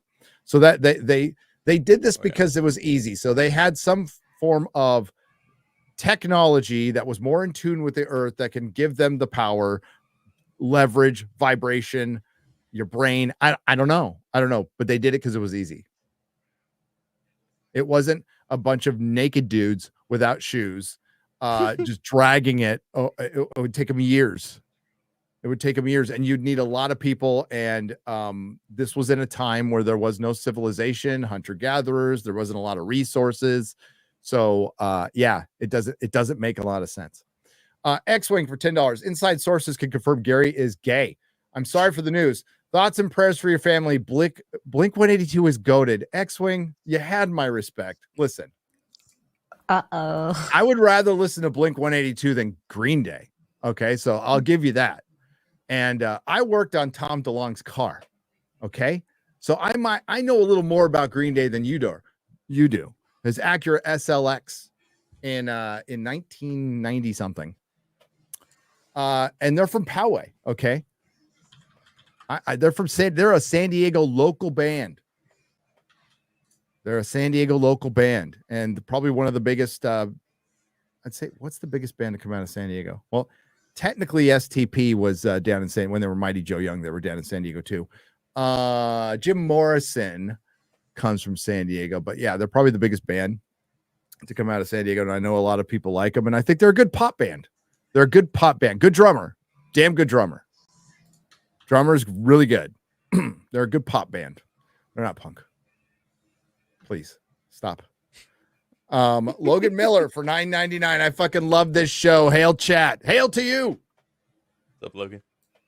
You know what? Blink 182. Okay, so Green Day is the last Jedi of punk. Okay. Blink 182 is, I won't say they're the Force Awakens. They're probably season 7 of the Clone Wars. Okay. That's his complimentary. Book of Boba Fett punk. Nah, that's pretty harsh. It's pretty bad. Okay. But Green Day is definitely the last Jedi of punk for sure. Force Geek for $5. I did a video on this episode of JRE and it was copyright blocked. Yeah, JRE does not. You have to really make them transformative. How many minutes of someone's content should I use to prevent this from the future? You have to. It can't go longer. I'd say 20 seconds is pushing it. Agreed. I think that's pushing it. You have to add commentary. 2 sentences, I think. Find the key sentences. 2 sentences. Usually, that's the stuff you talk about anyway. I've gotten away pinnacle ones. Yeah, I've gotten away with longer, but I would keep what Adam said. I would just make it as transformative as possible and basically hit bullet points. Shorter the better. Yeah. Exactly.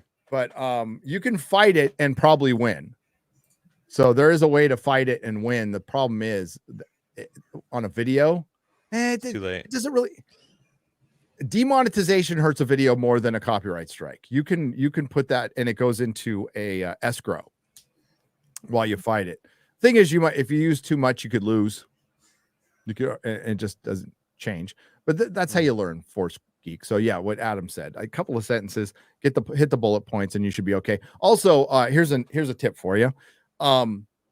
Flip the screen, not 180 degrees, 178, to where it's a little diagonal, and then you can just blow it up so it's a little bigger than your screen.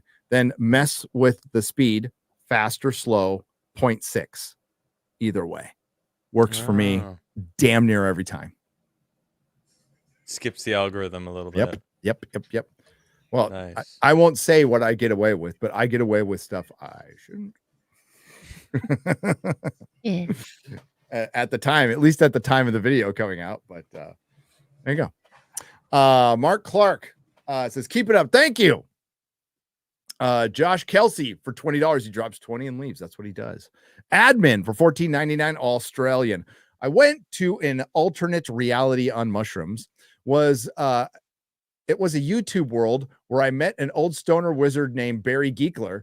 On his shoulder was Quarter Black Parrot and ex-gay Earl. That must have been one hell of a trip, buddy. Those are some good mushrooms right there. That's some mushrooms that you pay $200 a pound for, not for just because they're rare. Mushrooms all taste the same, like shit. Sorry, no, you're way wrong. Very wrong Not about wrong. that. Wrong. Are you talking about Mushrooms taste like psychedelics? shit. The psychedelic ones. Oh. Okay. I I have no interest in mushrooms. I agree with you there. I don't like them on my food. I don't want to eat a fungus. Oh man, chanterelle. Have you ever had a chanterelle mushroom? I don't know. I don't like mushrooms. I have not heard of that My mushroom. goodness, they're amazing. They're a delicacy. I freaking love them so much. You know, it's a delicacy. Carne asada burrito from San Diego. They smell like Oh. they have this buttery flavor and smell. It's hard to describe. When you soak them in butter, right? No. When you pick them off the ground and you smell them, it smells like butter. And then you cook them in butter. Oh, yeah. Buster Nut Smash for $10. Elizondo and Grush say similar things about UFOs, namely that they may not be aliens. I think they're another humanoid species native to Earth that the government knows this and is hiding it. The Silurians. Yeah. Mhm. No, well, those aren't humanoid. Well, they're biped lizard people. But no, it's that's what they seem to be hinting at. And I think that's just one. I think that's the one they're telling us about. I think grays absolutely are out there. We've seen too much of that. And there's a lot of others. Rumor Control for $5. Fellow travelers, have you heard of the Nephilim to clown connection? Would you recommend YouTube channel Understanding Conspiracy? I have not heard that one. That is a connection I have not heard. Nephilim to clown. Nephilim to clown. Is that why everybody's freaked out by clowns? Childhood's End by It eats humans. You know, the Nephilim? yeah. Okay. Childhood's End by Arthur C. Clarke is the Illuminati insider vision of what aliens are and where humanity will ascend to godlike status. Great book. Frightening me. Thank you. Ricky Tiki Takuri rant for $1. Moving from YouTube to Rumble dropped their premiere as they canceled MXR Plays for nothing done wrong. MXR Plays, they got hit. Why do they get hit so much?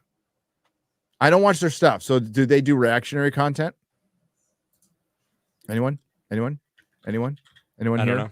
I don't know. I'll MXR check Plays. this. I've never heard of them. I've only heard of them when the Quartering does a video, but yeah, I don't know. Yes, they do reactionary content, and it's probably no worse than any other. Yeah, they must have done something to piss off YouTube.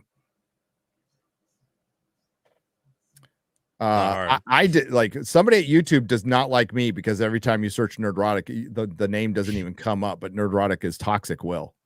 And I got confirmation of that because I was telling my partner manager, and I'm all, go in incognito and do it. So he went in incognito and he goes, oh, I'm all, yeah. what the hell? You know, there's nothing I can do about it. Like I've told him, and it's been quote unquote flagged, but like nothing's changing. So whatever. Badge of honor now.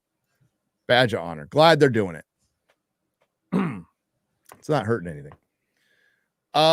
Church Jack Z for $19.99. I find Lue Elizondo to be fairly credible, but knowing the history of government fuckery with the issue, it leaves room for doubt in my mind that he may be Richard Doty from the internet age, running a massive psyop. But Richard Doty came over. That's the thing. He ran the psyop, but then came over.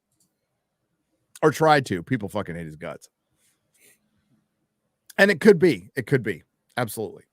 As is Wonky Eyebrow for £2 British. Decent progress on game today, X-Ray Girl. Oh, my sides. You had a couple of good moments, I'm sure. That's good. There's a new Alien game that I think it's not out yet, but you are a bunch of survivors on the alien, like Nostromo kind of vibe with the alien you have to try to kill the alien. The alien tries to kill you. It's like Dead by Daylight, but it's the alien world, and that looks pretty cool. Yeah, I could see you guys wilding out. John Kennedy for $10. You guys got me pondering about the Dogon tribe. Yes, the Dogon tribe and how they know about the star. Anyway, hail Forbidden Frontier. Look into the Dogon tribe, by the way. It's kind of cool. You guys are appreciated. Keep up the good work. Crigler will be a great dad. Yes, he will. Thank you. Waldau for €2. What's that stupid stream about? I mean, fun stream. I don't know.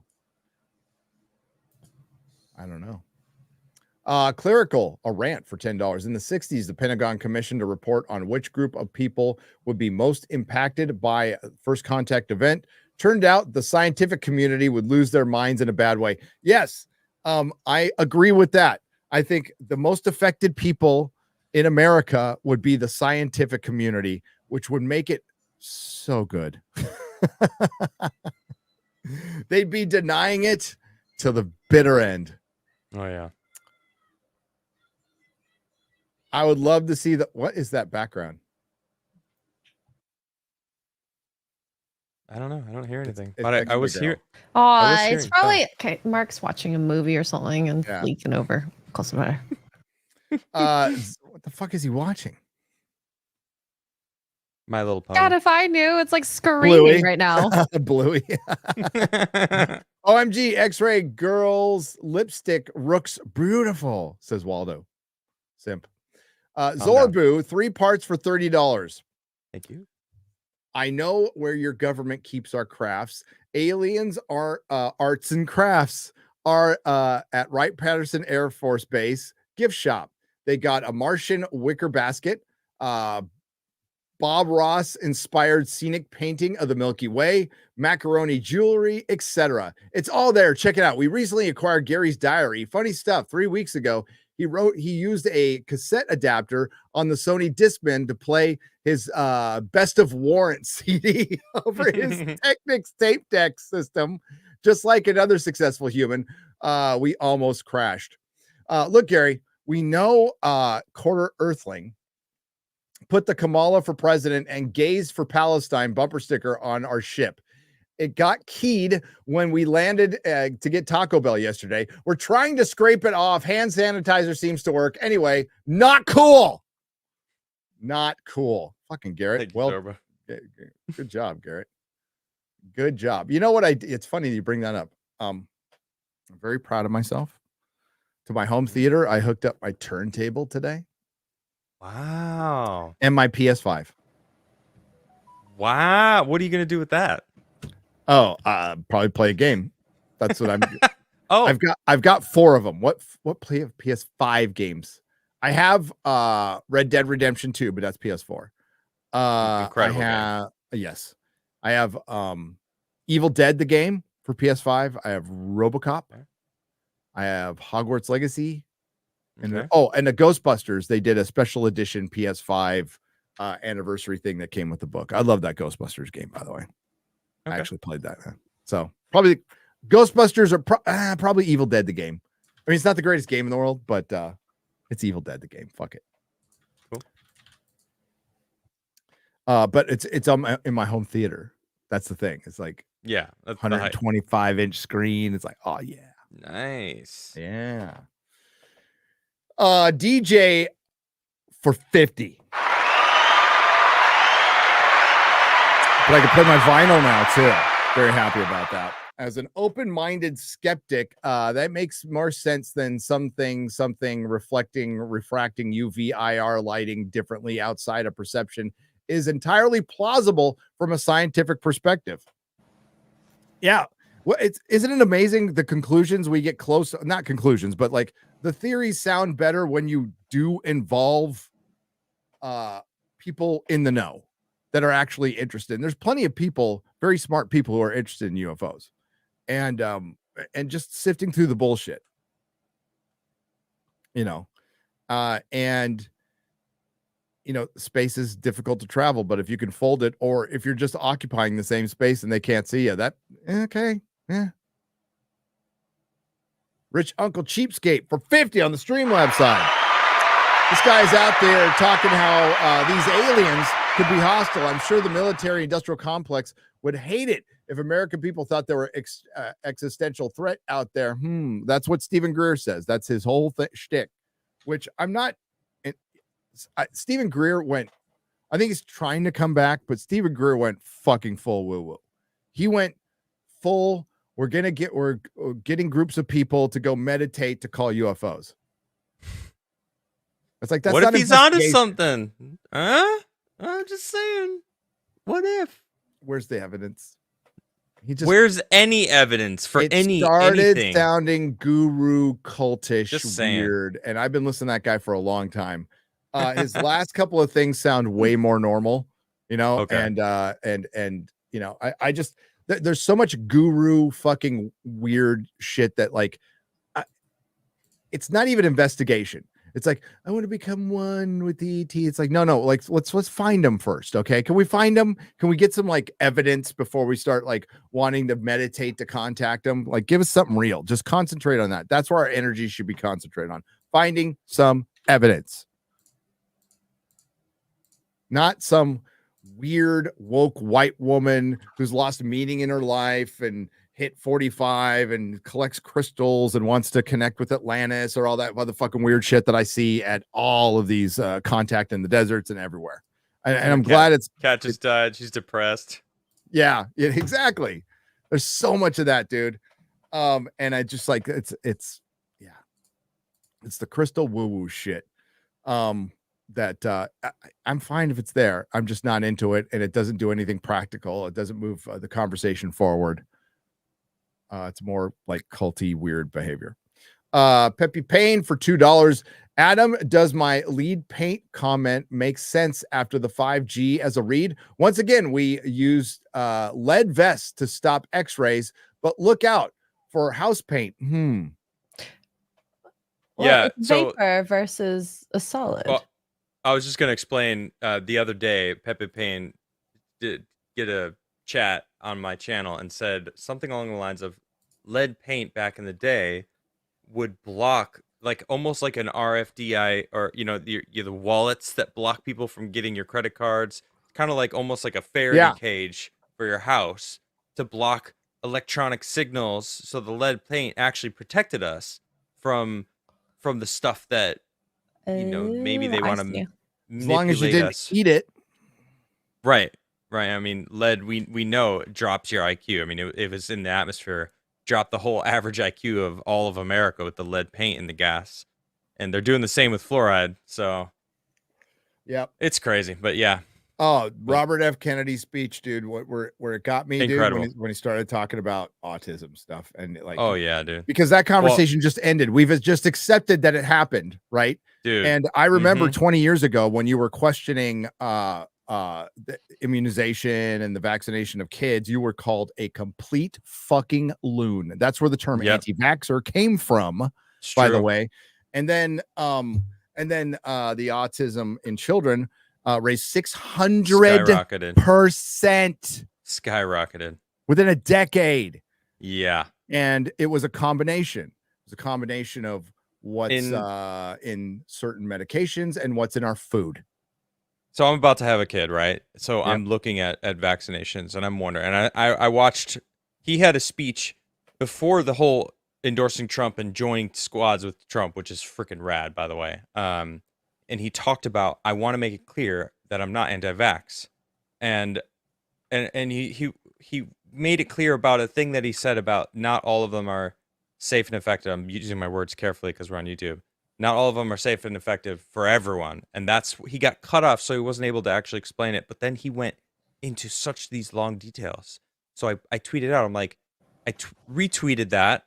And then I said, parents, did you vaccinate your kids? Did you let your newborns get vaccinated by the hospital?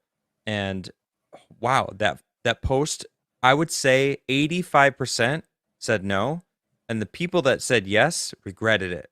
And there were some horror stories about how, oh, my son, well, my kid was focusing on me and like was very aware and acutely there, got vaccinated, suddenly was aloof and couldn't focus anymore. It was, I watched my son change, and that's like nightmare fuel for me. Like I can't even like picture that. And I'm about to have a child, so like I'm so acutely aware of like not letting them do anything to my kid. Like I don't want anything. I would say shout out to Lady Gravemaster, because do your research on that. Yeah. Well, she and I talked a little bit about what she did with her kids, so I feel a little better. She's a freaking beast. So yeah. Anyway, it's crazy. I'm glad that he's talking about it, and that's that conversation, because you know what? RFK Jr., if there was anybody on the fence, there's a lot of fucking parents in America right now that were probably like, you're speaking my language and you're getting my 100%, just because he brought that up, because that has not been brought up. The health of the children. What can be more important than the health of your future generations? That's health and safety of the future. Nothing. That's now they want to take them away, which is it's insane. I was talking again California.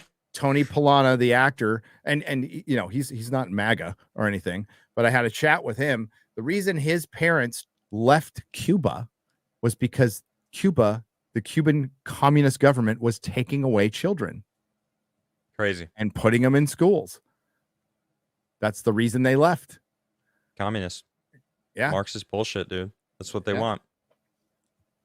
Yep. So they want to take your children. They want to grow certain sects of the population, and they need to do that through literal mutation. Yeah, we're right on the line right now. Yeah.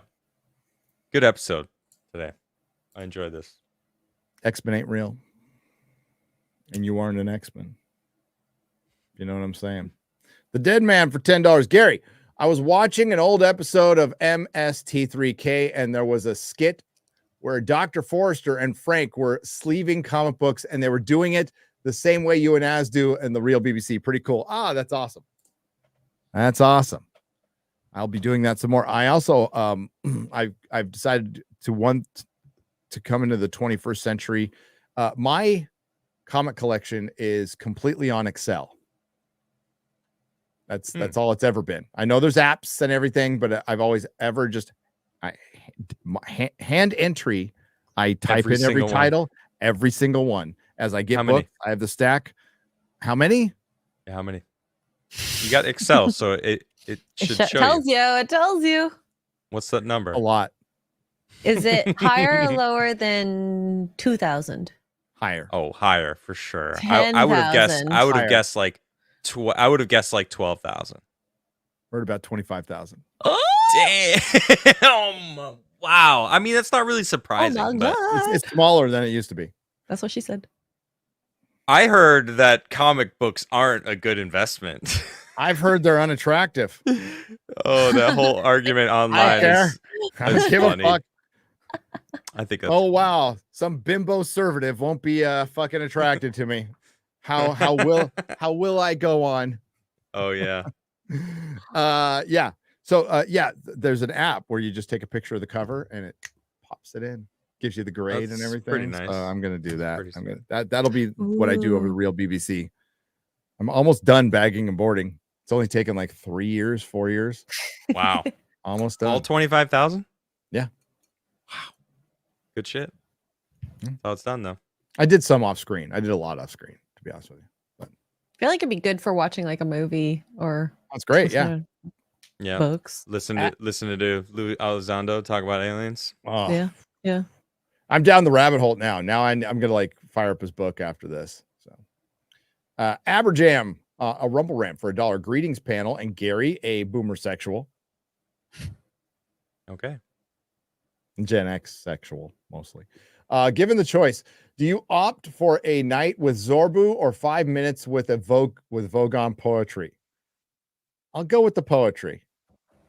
Oh, Zorbu, man. Light some A candles. whole night? I'm not a Zorbu sexual. Like 5 minutes of Vogon poetry at least will kill me. Okay. I think So- Garrett would choose Zorbo. Instantly. I'd rather stay alive. Do you want to be alive after Zorba? I don't know. Adam, what if we were heroes just for one day? Says Eric K for $2. We What? can be heroes just for one day. So David Bowie said. He didn't die, he went home. That's what they say. I was listening to at the gym, Cat People putting out Fire with Gasoline, one of his best fucking songs. So it's kind of the redone version from the soundtrack that's much better. That's on the Let's Dance album. Stevie Ray Vaughan on guitar, David Bowie. It's fucking good. godlike music, man. Mm. Yeah. Mandrew Khan, The Lost Troll for $10. If you want to see some current day predictive programming, watch the 80s movie Real Men. It's free to watch on YouTube and nails it. Nick Pirandello is the hero we need. Real Men. Okay. I seem to recall that. What do you call a dirty waffle on a beach in San Diego? San Diego. Oh, All right. That's I okay. give it to you. I was JD worried Kearney. for it at the start, but it was, harmless. So. Good recovery. Good dad joke. Zorbu for $10 Oh, says we that's the- recently acquired Gary's diary. Funny stuff. 3 weeks ago, he used a cassette adapter on the Sony Discman to play the Best of War. I've already read this. I know. That was about to stop you. You kept reading. Well, why is it still up? Thank Fun, you. man. You're welcome. Fail. I'm about to stop you when you could have just removed it and I wouldn't have read it. Peppy Payne for $5. Have you all seen the doc movie Above Majestic? Yes, I have. Really good. You guys haven't though. Watch Above Majestic. Really good watch. Talking about the Majestic program and beyond. We need to remember all the operation and then underscore whatever out there that they didn't ever stop them. Yeah.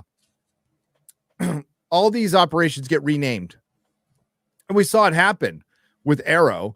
So the real operation is renamed something we don't even know right now. And Arrow is the front. Arrow is the front. Bama Brad 1970 for $1. Talking about being in a simulation. Y'all should watch the animated sci-fi show Pantheon. Oh. John Getz for $1. I know those mushrooms. They grow behind my house, and my aunt from France always freaks out when she comes here because they're so expensive usually. They have kind of meaty texture for shrooms. Also, Mark is watching porn, obviously. Go bonk him, X-Ray Girl. Thanks for the advice. Sure. One shot A17 for 50. I had an older cousin who worked for EG&G in the 80s and 90s. We had a family event same year as the Phoenix Lights. My grandma asked him about the UFOs. His response, I'm not allowed to say what I know, but it's not all ours. He stopped there and wouldn't say anymore. Yeah. In the, again, go to the News Nation. Their UFO stuff is great. The rest of it is just fucking like garbage. But the Lue Elizondo brings up, he names the corporations that have stuff or have had it, like straight up names them. And it's all the ones we know: Raytheon, TRW, Boeing. Obviously, Boeing's reverse engineering is not going so well right now. How is Boeing still getting government grants? I just don't understand. Too big to fail. Well, they so. probably have some of that stuff. They probably know too much. That's a you'll good point. which they'll guarantee Actually. them their contracts no matter how fucking bad they are. Yeah. Here, show this real quick. Are This those is mushrooms? one day. This is just one day I went out and got all these chanterelle mushrooms. Oh, they look Just good. delicious. They're amazing. They just grow in the field. They're all over the forest, man. I go out every single day and I get about that much every day. So when does it start snowing? Why are you bringing that up? I'm having a blast. It's Winter is beautiful coming. summer. I'm eating mushrooms from the Winter forest. is coming. And you're like, hey, remember that depressing dark winter when it snows all the time? Lone and wolf sweet? dies, but the pack survives, Adam. Yeah. Not for another couple months, thankfully. Oh, you good? Yeah. Okay. Yeah, because it got a little cooler. It got to like 95 now. So it's not 106 every day. Oh, It's wow. 95. Oh, Got some rain cool. coming. Yeah. Oh, dude, it was hot for so long. Like my pool level dropped like 4 inches. I didn't even notice. I'm like, oh Wow. shit. Yeah. Had to put some water in the pool. That's Crazy. Life is tough. John Getz for $1 says, Gary, there's a great game if you ever want to play co-op with your family. Sackboy. Oh, I know Sackboy.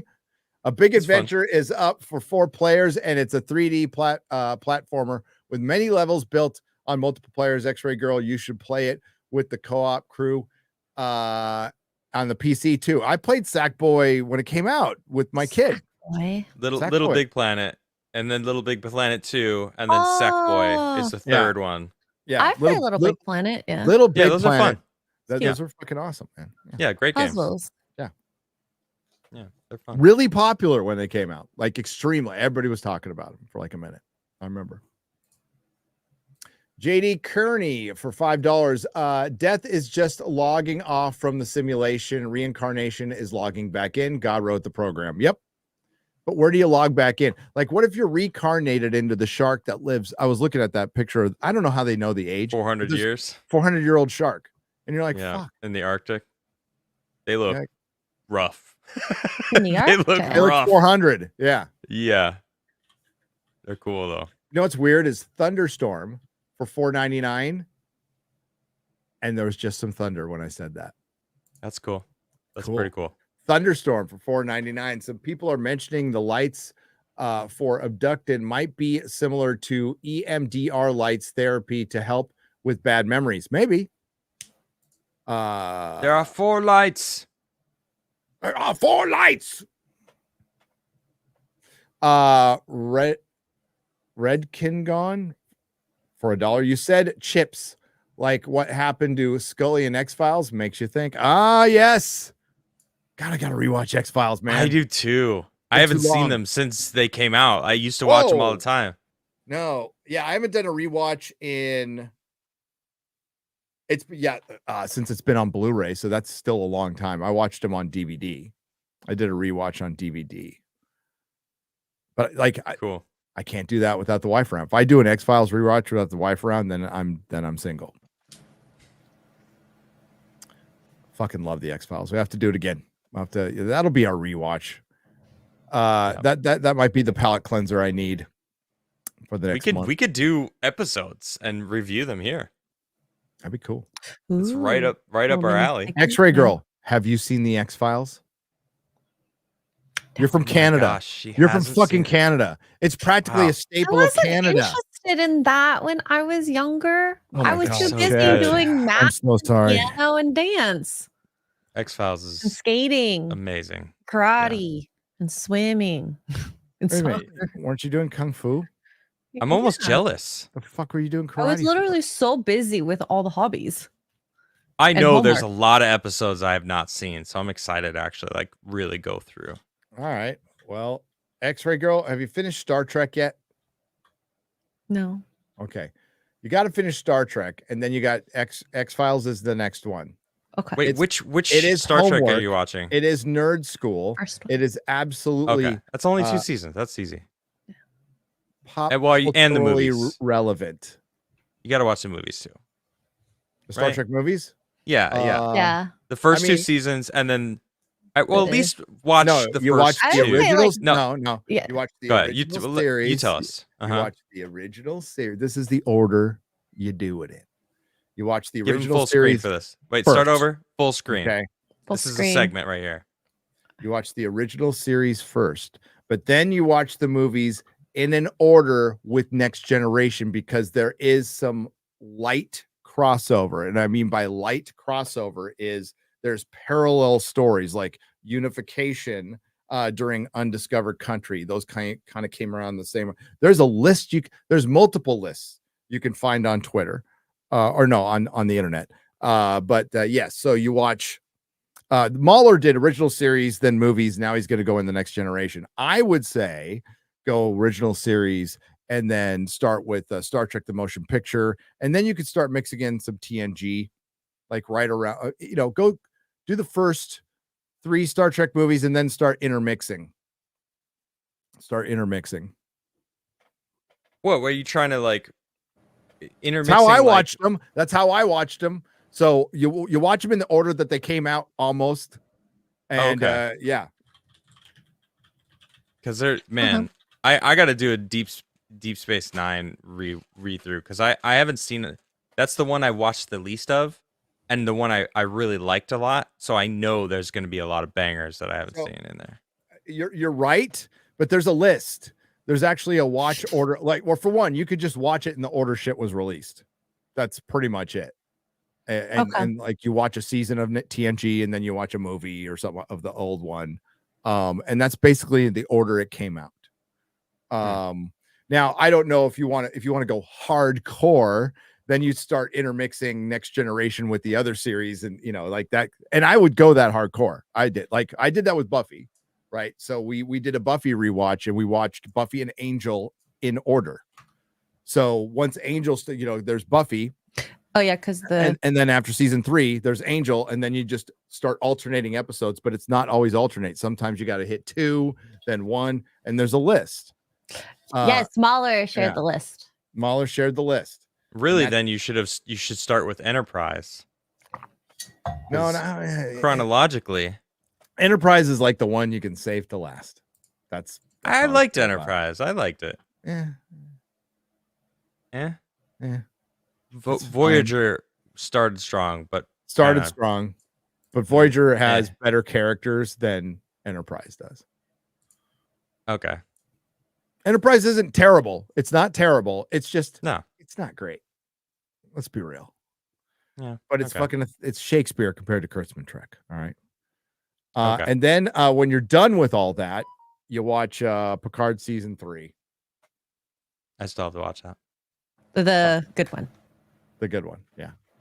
Yeah. But you'll get like 1,000 ways to you could like just watch everything in big chunks, but like if you really want to watch it like we experienced it, it'll take you a couple years. I agree, chat. T'Pol was hot as fuck. T'Pol was hot. Like, no, dude, did I say T'Pol was ugly? Did you hear me say that? Chat. No. Chat's just they're all sounding off, talking about how hot T'Pol was, and I just wanted to say 100%. Kept me engaged in the show. That's all I'm saying. Oh, I see why. Okay. Enterprise is greater than Voyager. She's a babe. I'd say they're about even. And she was a badass. She was a babe and a badass. DS9 is some good shit. Someone said DS9 sucks. I don't know who said that, but you're freaking crazy. No. I saw that in chat, and I'm like, nah. No. Like, wow. Might need to reevaluate that take. Thunderstorm for $4.99. Has anybody heard of the aliens called the Nordic? Yes. Their skin up close looks more translucent and flawless. Many documented encounters over the decades. Yeah, there's the Nordic, and then there's the tall whites. A lot of time they get mixed up, but there's the Nordic, and then there's the tall whites. They are 2 separate entities, but both of them. No, the Nordic are from the Pleiades, right? And they are possibly like the engineers. Not the architects, the engineers. Bubba Doom for $5. I believe there are those in and out of government that are in league with what they believe are aliens. Nutty, I know. Yeah. BMC CB thank you for the 99-cent super sticker. I appreciate it. The Morgu 77 for $5. Gotta go make a dinner. Here's money. Keep traveling, travelers. I'll watch it tomorrow. Hey, it'll be up. Have a good dinner. At least on Rumble. I can't say about you. No, it will be. Vault 95 Survivor for a rant for $2. I imagine Zorbu laughs at y'all for being so primitive in thought. The silly, shiny monkeys are still thinking in terms of gravity, time, and light. I know, we're stupid monkey. Bubba Doom for $5. I'm listening to the late John Mack's book Abduction at work. That's good. There is most definitely a demonic element to these incidents, in my opinion. I'd say, well, I would say at the very least, there's probably a malevolent species out there. Why wouldn't there be? I mean, nature is set up that way. There's Sentinel Rex. Humans. Yep. Sentinel Rex for $5. Navy man here. You can see a lit cigarette from the horizon at sea level. That's why when you go dark, you can't smoke out in the skin of the ship a cigarette. There you go. All right. Thank you. Interesting. Doghouse video for $1.99. The show makes me crave corn. You eat corn for the shape, not for the taste. He definitely does it the long way. Jose Contreras for $1. New research on alien abduction that have stopped because the person either called on Jesus, said a hymn or a verse. The abduction stopped right away. The rapture will be explained by calling it abductions. Well, there's possessions and there are abductions. What if they're the same thing? Dun, dun, dun. Do a series called Nerdrotic is Toxic and co-op the search term. Monetize your... That is a really fucking good idea. I like that. That's smart. Mhm. Yep. That's really good. I know what I'm going to use it for, too. I won't This say right next now. video. No, but for Just- a series. For a just- series. Oh. Beautiful. There's a video series I was thinking about doing, and the only reason I've been holding off is I didn't have like a really good name for it, and I think I might now. Thank you, There it YouTube. Cyber Chud, you get full credit, buddy. I gotta write. That's what I'm writing down too. Cyber Chud 2013. 2013. What a great idea. Love it. Appalachian. I gotta say it right. Appalachian, right? Am I saying it right? Appalachians. Observatory for $5. Nerd dude, I ran into a cool cat on top of a mountain yesterday that brought you up. Nope. Wow. Cool. Looked That's up rad. the channel. Shout out to Mountain Man Nick. Coincidentally seeing y'all in Peru through Mike. Shout out to guinea pigs. Oh, no shit. That's awesome. Okay. I ain't eating those fucking guinea pigs. Next week, I will. pull up a picture of the guinea pigs from Peru. Like cooked or alive? Yes, cooked. The ones on the ones they want us to eat. Why would I want a normal picture of guinea pigs? I would just ask for a picture of guinea pigs. Wow. I've never even heard of that. This is a I'm dying. delicacy in Peru that Dying. the group is gonna go fucking eat. Dying. And I ain't touching this didn't know shit. what it looked like until this moment. And imagine it on a fucking stick. It's like mean, a do you- chicken do you like- almost. Why do do you they like have the head pig? on it? It's a guinea pig. It's not a pig. It's a guinea No? pig. So they're 1 to 2.5 pounds. It's a rat. usually. There's a red you burger. go. There you go. Not bad. I mean, whatever. Asians eat a lot of weird stuff, so this is not out of the weirdness realm for That's me. fucking weird. I'm not eating that shit. Yeah, Yeah. I'll be I'm honest. I fucking wouldn't. starving. I wouldn't Yeah. eat it either. Fuck that. I mean, if I'm starving, I'll eat the shit out of it, but I'm not starving. So, okay. Yeah. And I'll lose some weight before I fucking eat that. Wuti Mon for $5. My twins are artistic, and the chances of fraternal boy and girl twins we're told is almost zero. They both changed after 3-year shots. Yep. Not the first time I've heard that.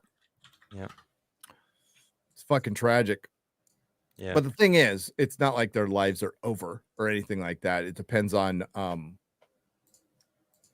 where you are on the spectrum, and if you catch it early enough. Occupational therapy can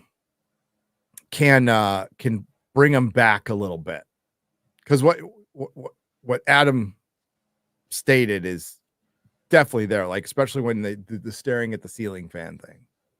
Yeah. That was our first sign. We're like, oh shit.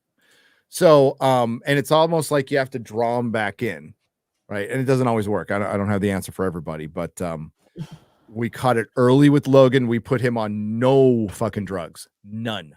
So they're like, hey, maybe some Adderall or whatever. It's like, fuck Here, no. let's make you a patient for life. Fuck no. And What they want.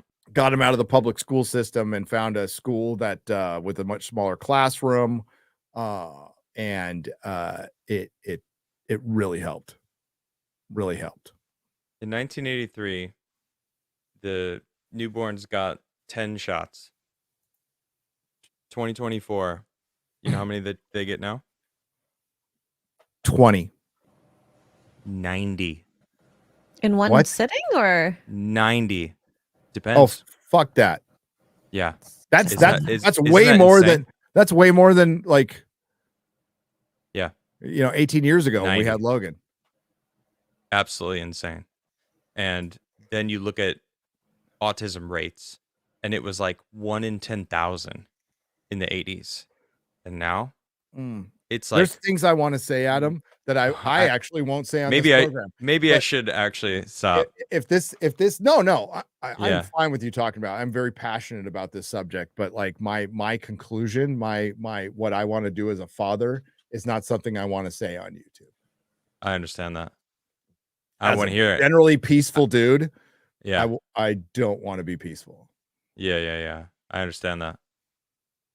I have not met my son yet, but I would fight anyone who hurt him. I would die for my son already. I know it. I haven't met him yet, but it's an undeniable fact. So True story.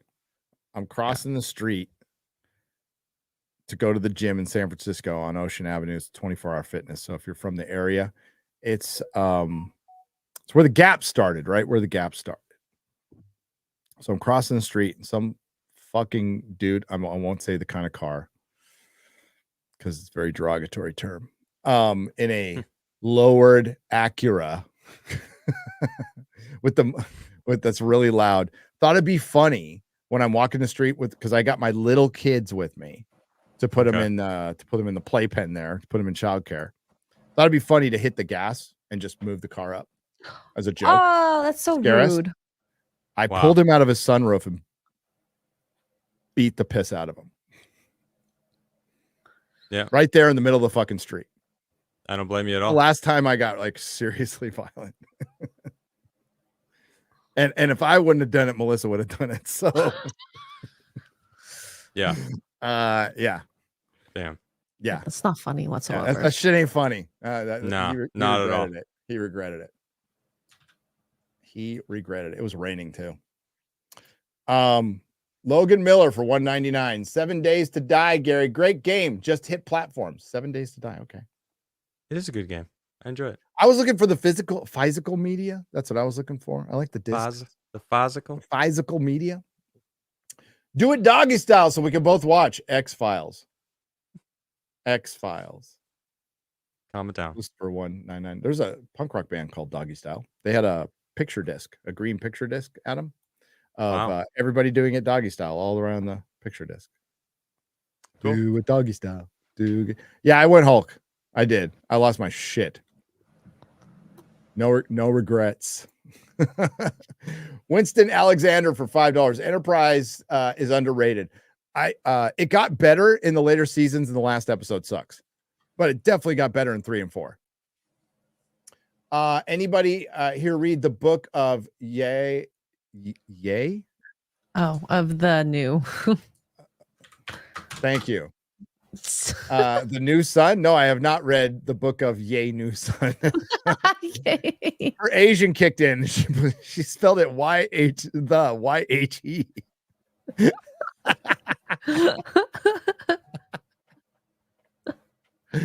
I have not. What is it about? Vault 95 Survivor for $2. OG Star Trek was 3 seasons, going from 1966 to 1969, plus the pilot episode in 1964, The Cage, which they turned into the Menagerie, by the way. 99 episodes in total, which includes the Menagerie. The movies Star Trek 2, 3, and 4 are one long story stretched over 3 movies, which is really, you really should watch those together. It's basically a journey to and fro. But then after that, you can, I believe, when did Star Trek 5 come out? Star Trek 2 was 82. Star Trek 3 was 84. Star Trek 4 was 86. And then Next Generation starts in 87. So then you can, absolutely right there. Watch those 3 movies in a row because they're all one story. It's on an adventure, go find friend, come home. Those are good movies. Damn, they're good. I want to watch them right Yeah, now. they are. Dude, they're a staple of the 80s. You got a Star Trek movie every couple of years. It was fucking great. Mm-hmm. Oh, and the first one, the much maligned by a lot of people at the time, Star Trek the Motion Picture, is absolutely the most Star Trek movie of them all. Like, without a doubt. And it's fantastic. Watch the director's cut. It's a great 4K version of it. I fucking love that movie. Omnistone Herald for $1. Wait, staring at the ceiling fan is autism, guys. I'm autistic. It's a sign. It's a sign of it. Yes. And when I first heard it, I thought it was bullshit too, but it's not. A baby, by the way, a baby, not engaging and stuff and staring at the ceiling fan. John Getz for $10. If you're into Wendigo at all, Until Dawn is a fun game. Getting a remake this fall has a lot to do with them. So little conspiracy with your horror. And while you know you're an expert gamer, Gary, it's a very choice-based, easy-to-play cinematic game. Okay, I'll check it out. As long as it's easy. You have me at easy. Okay. I said that a lot, actually. Hey, thanks for staying a little long, Adam. I appreciate it. Sure. We are out of here. Another fun show. I think thanks, Lue Elizondo, for going out and doing that round of interviews. I think it's starting a lot of discussion. And you're going to see a lot of spurging over it too. But sure. I think there's some truth in there. I could be wrong, but I think there's some truth in there. And some of the places he went, I found very interesting. Very interesting. Mm-hmm. So thank you, chat. Thank you, Nerdrotic. Thanks to everyone who left super chat and donation. I appreciate you all. Adam, what do you got coming up? Well, I got my shows Monday through Friday until my son arrives, and then I'm gonna take a little break for maybe a week. I don't know, just kind of honestly take a vacation from the internet, and just exist in reality with my new child. And I can't wait. I've been waiting. He's a week and a few days now overdue. So we're just waiting. We're just doing projects around the house, waiting for him to arrive. So until then, I'm just gonna keep cranking out episodes, videos, and doing my thing. Yep. Follow me, The Crigler Show. Yep, come check it out. Check it out, The Crigler Show. Unless he's not there because he's having baby. Right. Yep. What was it? Well, it's on a timer, so usually okay. I'm long out of my studio by 3 normally. Okay. So. Well, you better get out of here. X-Ray Girl, what do you got coming up? Tomorrow we got the Nooner on Rumble at noon Eastern time. Eastern time. Yeah. And then probably gonna play either Black Myth Wukong or Diablo. I'm tempted to play that Dustborn game, that woke one, just for fun. I think gotta do it. I think you should. You have to do it. So hell yeah. We'll do it. I'll do my best woke impression the entire time. So gots to. Were you playing Diablo? You're playing Diablo 2 or Diablo? Diablo. I'm playing Diablo. Blizzard. So I downloaded the original Battle.net. Yeah. Thank you. Sorry. Is it on Battle.net? Okay. Yeah, it is. Yeah, it is very janky. I hate the doors. Like you can't find stuff easily on the floors. It blends in. It's hard to play. It's hard to go back. It is. So I'm very glad I took your advice on that. Yeah. And then I'm excited to get to 2 whenever that happens. I want to met just the play, butcher. man. That'll bring back such good and weird memories hearing that music again and stuff. I can hear it in my head. You just It was said it. I strange. hear the song. Yeah. I mean, that Tristram music is just. You just I loved hear it. the strumming of the guitar. My friend Scott Edwards, like, basically held my hand and taught me that game. He's like, That's cool. he's a big World of Warcraft guy, but like he was a Diablo guy first. And But Diablo, man. Oof. I worked with him in Acura, and it was like, he's like, I need somebody to play with. So he's like, I'll teach you. So he fucking taught me and showed me the ropes, and it was great. And then like I got divorced, and that's all I did was play Diablo. That's cool. It's a banger. Yeah, It is. But man, Very Diablo cool. 2. Diablo 2 was the shit too. Diablo 2 was the shit. They've never been able to recapture the magic. That's No, why they man. remastered Diablo 2, and they're still adding stuff. It's amazing. Hell yeah. It's pretty cool. All right. I'm gonna be on Nerdrotic Daily, or not Nerdrotic Daily. Why did I say that? Geeks and Gamers Daily tomorrow morning at 10, subbing for Jeremy for an hour, and then we're gonna jump into the nooner. Okay. Oh, So okay. that's what we're doing. I'll be doing it with Ryan on Geeks and Gamers at 10 a.m. Central. Then after when it hits 11, I'm gonna jump over to the nooner. Sounds good. I got a cover for Jeremy. He's busy vigorously masturbating to Trump speeches. So That He is a really very is. disturbing It's not wrong though. image. he's just really into it right now. And I, it's like, could you cover for me? I still got some in me. Oh God. Okay, I'm gonna get out of here. Yeah. On that note, thanks. Bye, everybody. Bye, everyone. Nerdrotic.com.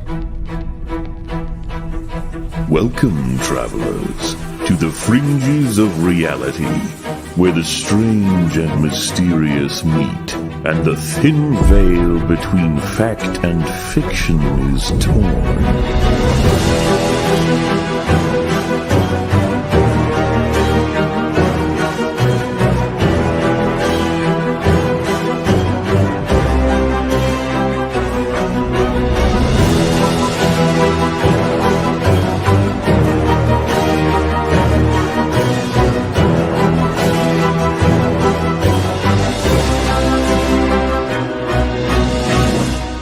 Welcome to the Forbidden Frontier.